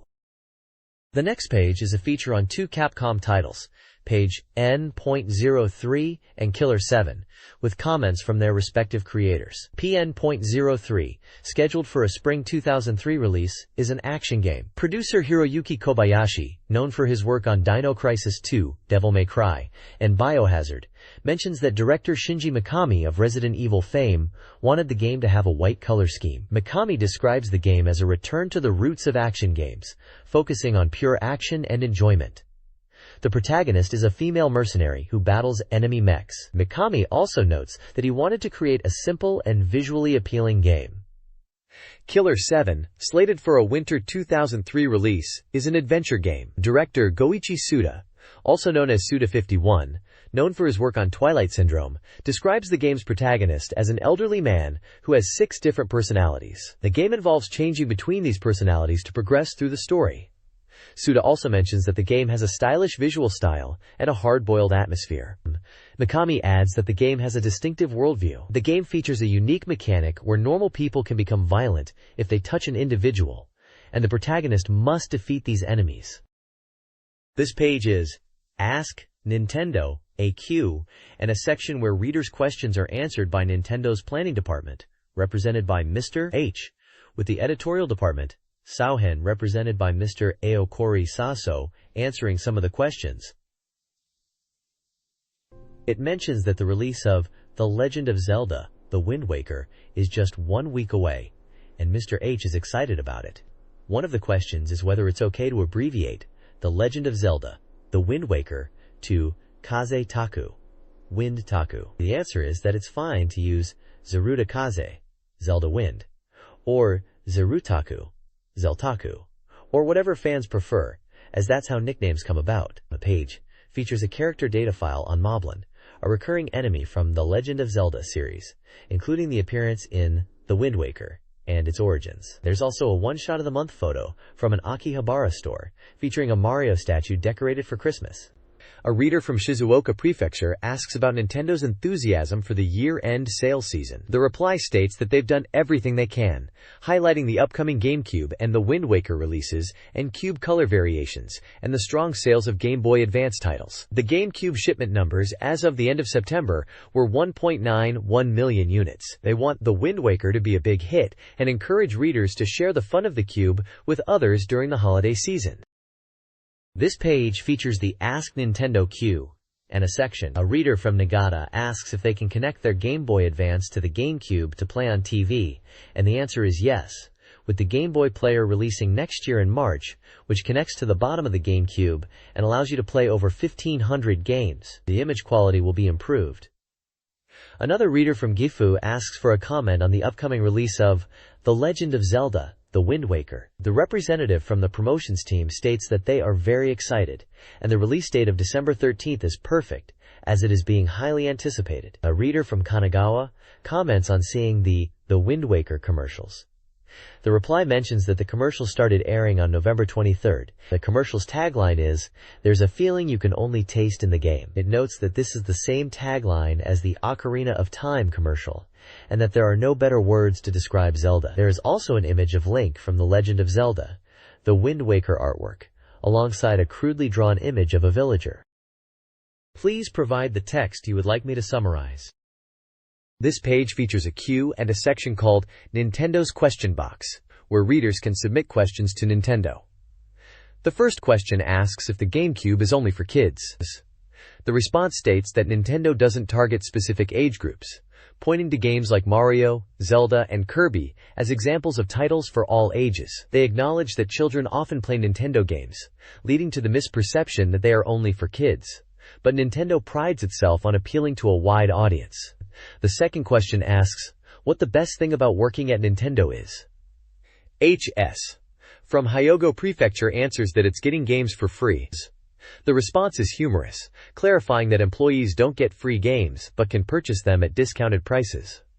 The page includes an illustration of a Pikmin and a Mai character. The Hamidashi News section notes that Nintendo has a company newsletter with 4-panel manga. It also mentions that the newsletter features employee sales announcements. A caricature of Nintendo President Satoru Iwata is included to celebrate his birthday. Finally, there is an invitation to submit questions to Nintendo's question box regarding Nintendo's hardware, software, characters, and commercials. The next page is all about Animal Forest Plus and features reader-submitted content. The theme for this issue is about towns and village festivals. The page mentions that it is December and calls for more submissions for the next issue, covering October and November, highlighting the Tanukichi Award for outstanding submissions. The first section is called Sumida Village's Advancement Plan by Marilena from Tokyo. It shows their town design and also features other players' designs and some villagers with some Star Fox-themed custom designs. Then there is Building in Other People's Villages Without Permission, Puchi Sumida Village. This section is about Marilena building signboards in other people's villages, which led to some interesting reactions from other players, including them littering in their village. There is also a section that features reader submissions of ads they found from Ishikawa Prefecture with the comment, "A suspiciously perfect score, Socks." The page showcases Animal Crossing designs based on the Star Fox series, including characters wearing Star Fox outfits and houses decorated with Star Fox themes like Great Fox and meteors. It also includes a player diary entry where they mention encountering Bill in a village, and the writer tried to help him but ended up shooting Bill down. The game scenes are from Planet Corneria. Areas such as Sector Z, Area 6, and the planet Venom are mentioned. This page showcases reader submissions and interesting finds related to Animal Crossing. First up is a clay animal submission from Kurama in Ibaraki Prefecture. These are figures made from leftover paper clay, featuring a girl, Caramel, and Nikoban. The sender laments the clay running out and having to use Mike and oranges as a substitute for Hayakupa. Then there's Deluxe Bonus Included pamphlet from Nabamanen in Osaka, featuring fan-made drawings related to the game. The overseas version of Animal Forest Plus section highlights emotional expressions in the game, noting differences in manga-style effects. It mentions that on December 1st, you can get a snowman. It then introduces a selection of pig villagers. The page also features screenshots of characters expressing different emotions alongside the Japanese text, with interpretations on some villagers and their personalities. A section on Card E Complete shows some of the card game elements and references the song Go KK Rider. Lastly, the page advertises a GameCube bag as a prize and invites submissions of players' villages in video or photo form. Winning submissions will receive a GameCube bag and a Star Fox Adventure t-shirt. The next page is dedicated to Pokemon fans, presented by Trans Irufun Ichiba. It begins with some news about the Yoshimoto new comedy show, which is running at Lumine, the Yoshimoto Theater in Tokyo. The show is called Happy Yellow Pikachu. The article mentions the cast, including Koji Imada and others, and the storyline involves Pikachu. The performer Sanpei may play Satoshi, Ash Ketchum. The page also features information about the 2003 Pokemon movie titles, Wishing Star of Seven Nights, and Dancing Pokemon Secret Base. Slated for release July 19, 2003. There are also screenshots from the movie and information about the official Pokemon movie website, which features news about the film, TV anime, games, and the Pokemon card game. This page features a variety of Pokemon-related topics. First, it covers the McDonald's Happy Set campaign from December 28, 2002 to January 16, 2003, where you could get Pokemon-themed toys with your Happy Meal. These included different Pokemon characters in unique helmets. Also, the Ohenji Pikachu was available for purchase. When you buy any McDonald's product, it would respond to your voice. The page then transitions to Pokemon Center news, listing the locations and contact information for Pokemon Centers in Tokyo, Osaka, and Nagoya, as well as the online store. It advertises the Package As Is memo, which are notepads designed to look like classic Pokemon game packages. Crystal version, Ruby and Sapphire. There's a section dedicated to Crystal version and Ruby and Sapphire notepads, made to resemble the game cartridges and Game Boy Advance consoles. Finally, there is a comic strip called Pokemon Episode that discusses the behind-the-scenes of a Pikachu costume character from the TV show, including anecdotes from one of the producers and talent agents. Finally, it advertises a new line of traditional Japanese-style tableware featuring Pikachu. There is a bowl and plate designs featuring Pikachu's face and footprints, and are made with warm colors. The next page is an advertisement for Capcomania Volume 9 and features Capcom's GameCube lineup. The page highlights 4 titles available on the GameCube: Biohazard, Resident Evil, which is a remake of the original, Capcom vs. SNK 2EO, UFC 2 Tap-Out Final Spec, and Biohazard 0, Resident Evil 0. Resident Evil is described as a remake of the 1996 title, with enhanced graphics and new elements. Capcom vs. SNK 2EO is the GameCube version of the popular arcade fighter, enabling players to pull off special moves with the crosstick. Resident Evil 0 is a GameCube exclusive that stars Rebecca Chambers and Billy Cohen, revealing the untold origin story. UFC 2 Tap-Out Final Spec features 28 real UFC fighters and various fighting rules. This page has information on the Rockman, Mega Man 15th anniversary event. The event features several attractions, including a GBA Rockman XE2, Mega Man Battle Network 2, Net Battle Tour, a Rockman XE3, Mega Man Battle Network 3, Time Attack competition, and a corner to try out new software such as the GameCube version of Rockman XE Transmission, Mega Man Network Transmission. There is also a 15th anniversary exhibition corner, a Bandai Goods corner, and a Mitsubishi PencilNet Battle Pencil experience. Limited edition goods are available at the Higureya shop. The page also features iMode character photo frames for the 504is mobile phone. Users can take photos with characters from Street Fighter II, Biohazard, Resident Evil, and Rockman, Mega Man.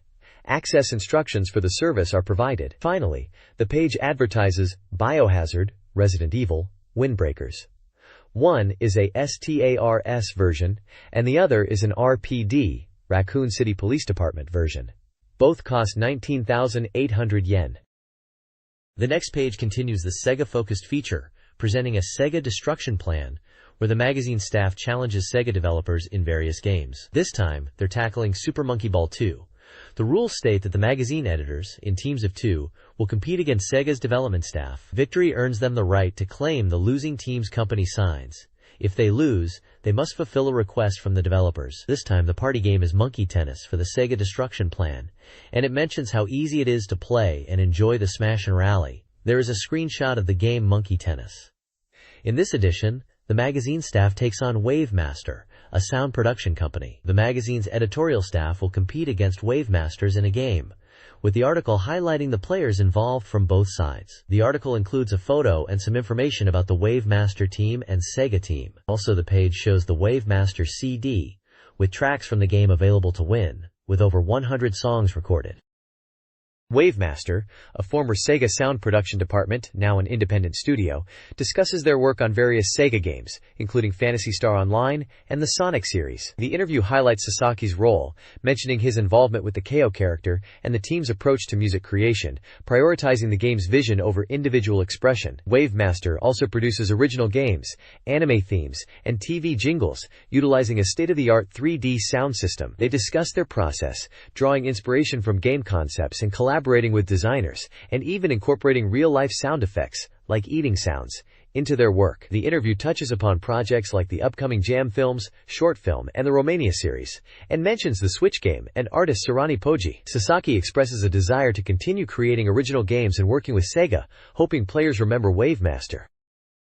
The next page features a special Sega Dream World report from a collaboration between Sega and Nintendo Dream Magazine. The event, Sega Soccer Slam, Ninja Cup, was held at Sega's headquarters in Tokyo on November 23rd. It was the first time this reader participation project was held, with staff surprised by the large turnout of over 180 attendees. The page highlights the free-to-play Nintendo GameCube and Game Boy Advance games, and Sega Soccer Slam tournament with an open class for those 13 years and older. The tournament used 2 game machines for matches, with tournament matches streamed on a large screen. Winners received a GameCube and Sega software, while runners-up received a GBA and Sega software. The page also features photos of attendees and gameplay.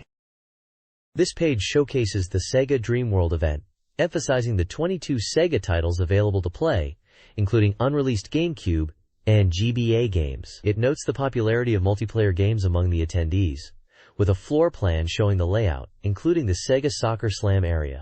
From Super Monkey Ball and Sonic the Hedgehog mascots were also a big hit, posing for pictures with kids. The page mentions a special gift set for attendees, which includes a Sonic plush and Super Monkey Ball towel, and a raffle of 200 special Sega gifts. A junior class tournament was also held for younger players, with the finals being a sibling rivalry. The winner of the competition came from Shizuoka by bus with friends, and used the game Virtua Striker for training. Sega's Soccer Slam celebrities also watched these high-level games with interest. This page is a collection of fan art submissions in the magazine, centered around various video game themes. The editor mentions feeling gloomy as 2002 comes to an end, spending time playing Pokemon Ruby, and anticipating the release of The Wind Waker. They wonder if they'll have time to play leisurely, acknowledging the complex feelings of students preparing for exams, and encouraging them to give it their all. The fan art includes a depiction of Peach and other Mario characters buying Mario Party 4. There's fan art for Phantasy Star Online Red Ring Rico, Falco and Leon from Star Fox, and a drawing of Link from The Wind Waker. A fan submission of the snowboarding game 1080 Degrees Avalanche, as well as fan art of characters from games such as Rune appear as well. The next page showcases a vibrant collection of fan art submissions, primarily featuring characters from the Legend of Zelda series, with some additional pieces inspired by other games like Resident Evil, Star Fox, and Mega Man. One contributor from Miyagi Prefecture created fan art of Crystal the Fox from Star Fox Adventures, recalling the challenging gameplay in the Star Fox series. A fan from Tokyo is excited about Link flying with a leaf in The Wind Waker. Submissions also include artwork of Link with a jar, fan art of Link in different art styles, as well as a more grown-up looking Zelda. There are fan art of Heathcliff and Jill Valentine from Resident Evil, fan art of Charizard from Pokemon, and a collage of characters from many different games and titles, including a fan art of Rockman and his father from the Mega Man series. Finally, the editor seems to have included collaborative fan art pieces, including art based on the themes Zelda and Time Oka. A collection of 4-panel manga comics, submitted by readers from various Japanese prefectures, are featured. The comics feature diverse characters from games like The Legend of Zelda, Mario, Pac-Man, Star Fox, and more. Themes range from humorous interactions between characters and everyday objects to character-focused scenarios and creative fan art. Reviewers highlight the comedic elements, interesting character interactions, and unique artistic choices in the submissions. This page features fan art submissions from readers. It includes artwork inspired by various video games, such as Pokemon, Mega Man Battle Network, Rune 2, Magic Knight Ray Earth, The Legend of Zelda, and many more. Each piece is accompanied by a short comment from the submitter, and sometimes a remark from the magazine staff. One fan imagines what a human version of the Pokemon Grovy Siddle might look like, and one fan enjoys the Staffox Advi version of the character Crystal. The reviewers also expressed opinions on the fan art. This page features a collection of fan-submitted artwork based on the theme of winter. The art includes characters from various video games, like The Legend of Zelda with Link and Aryll in a snowy scene, Mother 2, Earthbound, with Jeff, Pokemon with winter-themed Pikachu, Kirby characters in a winter landscape, and a winter-themed Fox McCloud. One contributor draws Link and Aryll, remarking that Aryll is surprised by the rare sight of snow. Another fan reminisces about Jeff from Earthbound when thinking of snowscapes. There's also fan art featuring characters from Ogre Battle. Another fan drew Mario from Mario 64 holding a penguin. In addition, there are various characters from various games in this collection. The next page showcases fan-submitted illustrations and letters. The top section features children's artwork. Under the theme, Illustrations by Children Under 10, there's a drawing of Kirby as Santa Claus, Princess Peach, and a piece featuring the mushroom characters from the Mario series. The fan letters section includes various drawings and comments on other fans' work, sharing appreciation for the art. Finally, some drawings from readers with an angry style are shown at the bottom of the page. A section that tells you how to submit your drawings or fan letters to the magazine is also on the page.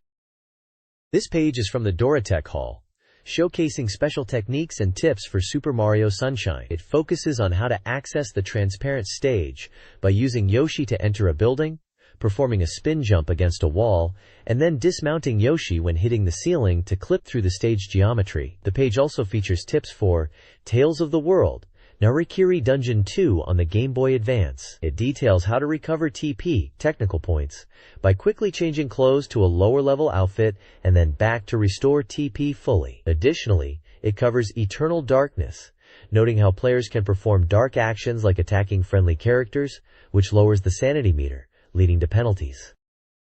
The next page is from the Doratech Hall section of the magazine. It features techniques and tips for various games. Star Fox Adventures. A tip for bullying. Tricky. If you hit Tricky repeatedly after he learns the fire attack, he will retaliate with fire. Another technique shows how to view the inside of an R-Wing in Star Fox Adventures. By positioning the camera correctly, you can see the interior structure. Extreme technique recruitment. The magazine is seeking tips and techniques for games. They encourage submissions of interesting tricks, big or small, and offer prizes based on the quality of the submission. Super Smash Bros. DX. This section has a submission from a player who defeated Master Hand and Crazy Hand with level 50 characters within 1 minute. They cleared level 51 using Jigglypuff without any mistakes. The reviewer comments that this is a display of speed. Another submission features a quick win in about 53 seconds. Fire Emblem. The Binding Blade. A submission features a custom scenario where Roy and Zephiel are ambushed by bandits. Roy starts unarmed, and the goal is to survive. Roy succeeds, but Zephiel dies after escaping the mountain. The page concludes with a call for more Doripre submissions, and mentions that there are 18 unused ideas remaining. The next page features a comic strip.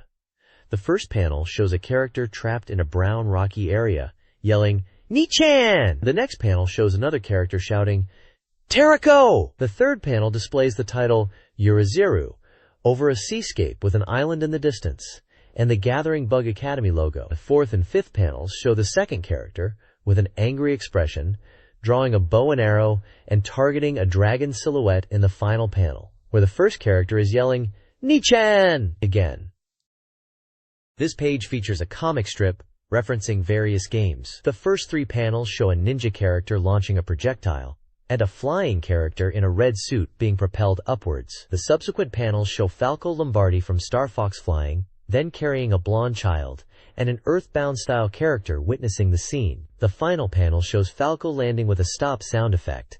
The author mentions that drawing this page reminded them of the Famicom Disk System game Yu-Yuki, noting the similar atmosphere.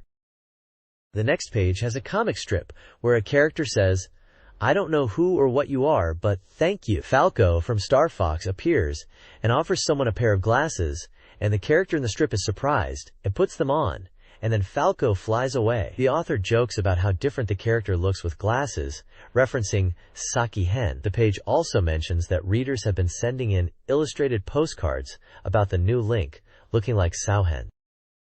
This page presents a humorous 4-panel comic featuring Black Coco, a character who appears to be a mascot or instructor. The comic starts with an encounter between a warrior-like figure and a blonde girl, followed by a scene on a handheld device displaying Black Coco, who says, "Here is Black Coco." Next, we see a robot asking Black Coco what he's doing. In the final panel, we find a character questioning what's wrong with the manga itself, and an arrow pointing to the current page, Type 4, indicating that there's a hidden difference or mistake within the 4-page comic series. It's a light-hearted and self-aware piece, likely aimed at engaging readers with a playful challenge. The next page is an advertorial for Star Wars: The Clone Wars on the Nintendo GameCube, promoted as a Bowser Club favorite choice. It highlights the game's adaptation of Episode 2, featuring diverse missions with ground combat and vehicles. The review mentions English dialogue, making the story difficult to follow. Despite this, there is enjoyable gameplay with lightsaber combat and swoop bike stages. The game features a variety of combat scenarios, including tank warfare, dinosaur encounters, and Jedi gameplay using lightsabers and the Force. There's also a multiplayer mode, with both vehicle combat and split-screen duels.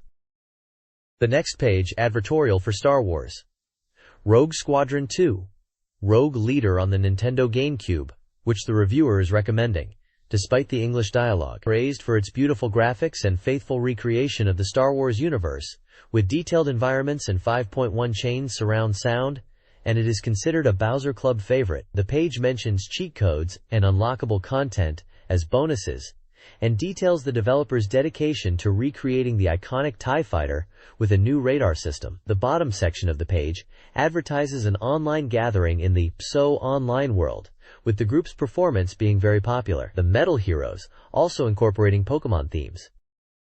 This page is for Lord of the Rings: The Two Towers for the Game Boy Advance.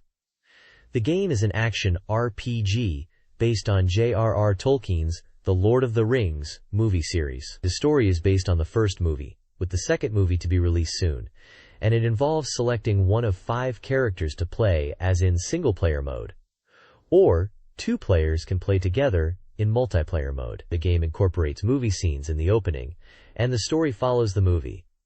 You can defeat orcs and monsters with swords in this fantasy world. Players can choose from 5 characters, each with a unique story, weapons, magic, and equipment. The page highlights Frodo, a hobbit, and the ring's owner, who decides to destroy the ring in Mount Doom.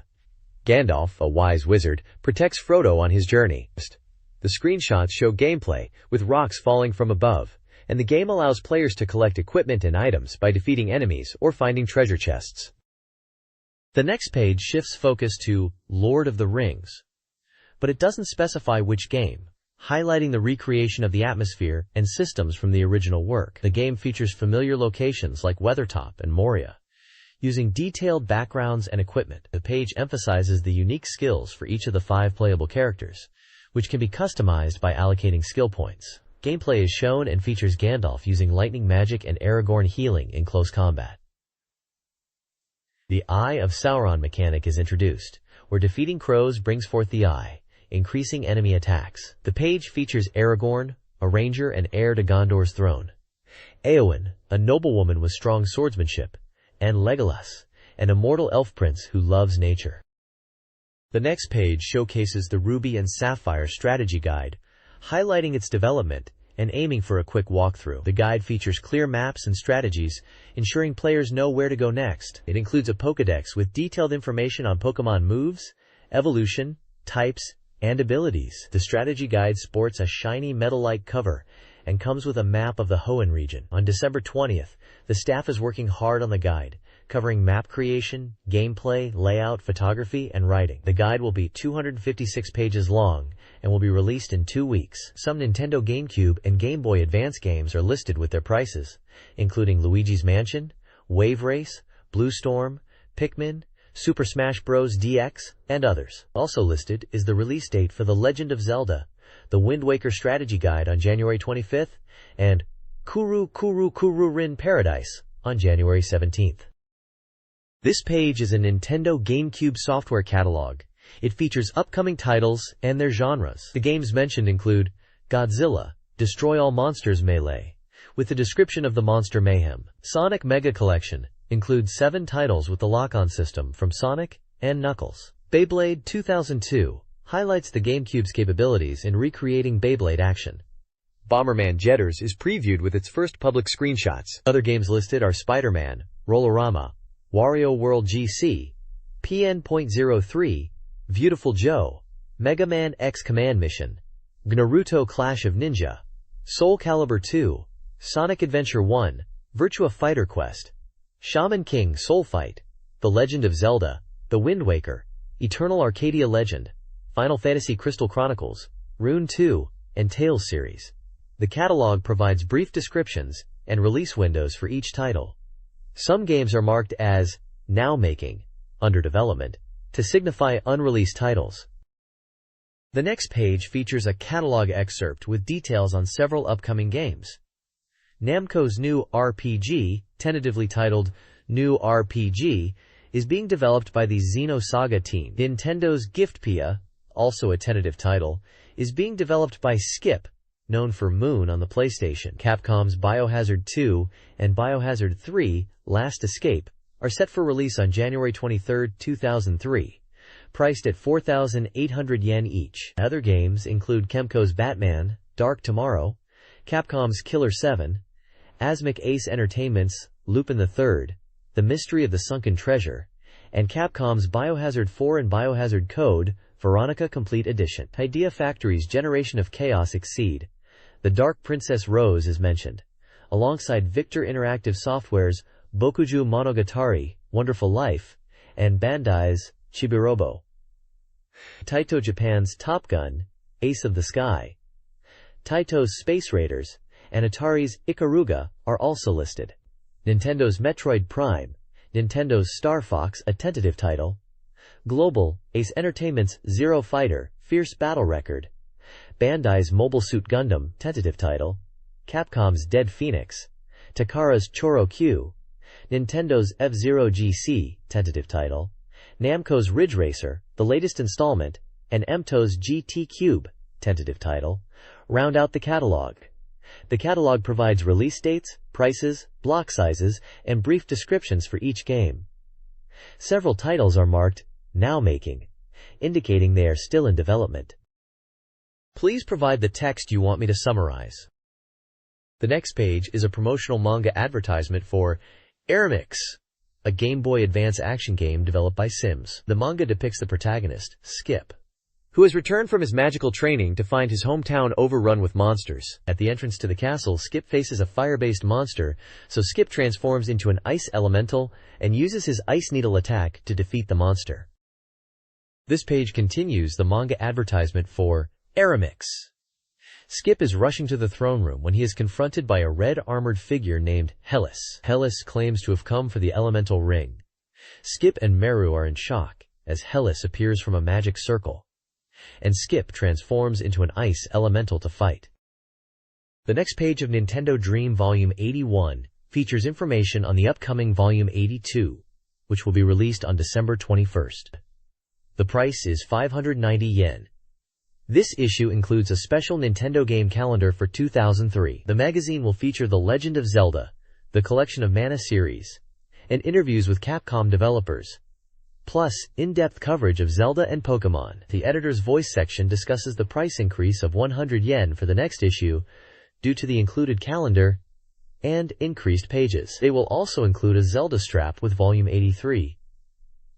The editor also mentions the successful Sega Dreamworld event. One editor recalls a trip to Osaka, hoping to find local cuisine, ending up only finding takoyaki croquettes.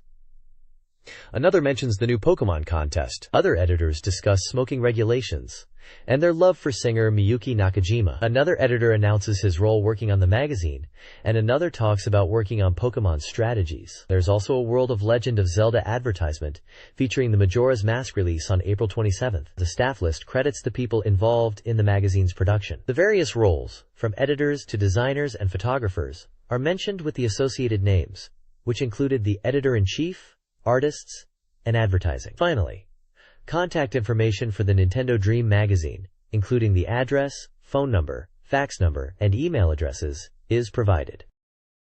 This page is a full-page advertisement for the Game Boy Advance games Pokemon Ruby and Pokemon Sapphire, released on November 21st. It highlights the game's features, including double battles and secret bases. The next page is an advertisement for the Game Boy Advance game Aozora Dream Adventure, which translates to Blue Sky Dream Adventure, released on December 13th. The advertisement highlights the cute characters and adventure gameplay, describing it as both thrilling and full of puzzles. There are several screenshots of the game showing the different abilities that can be used with the various characters. There are also screenshots featuring the puzzle elements. The game is described as a family game for everyone to play together.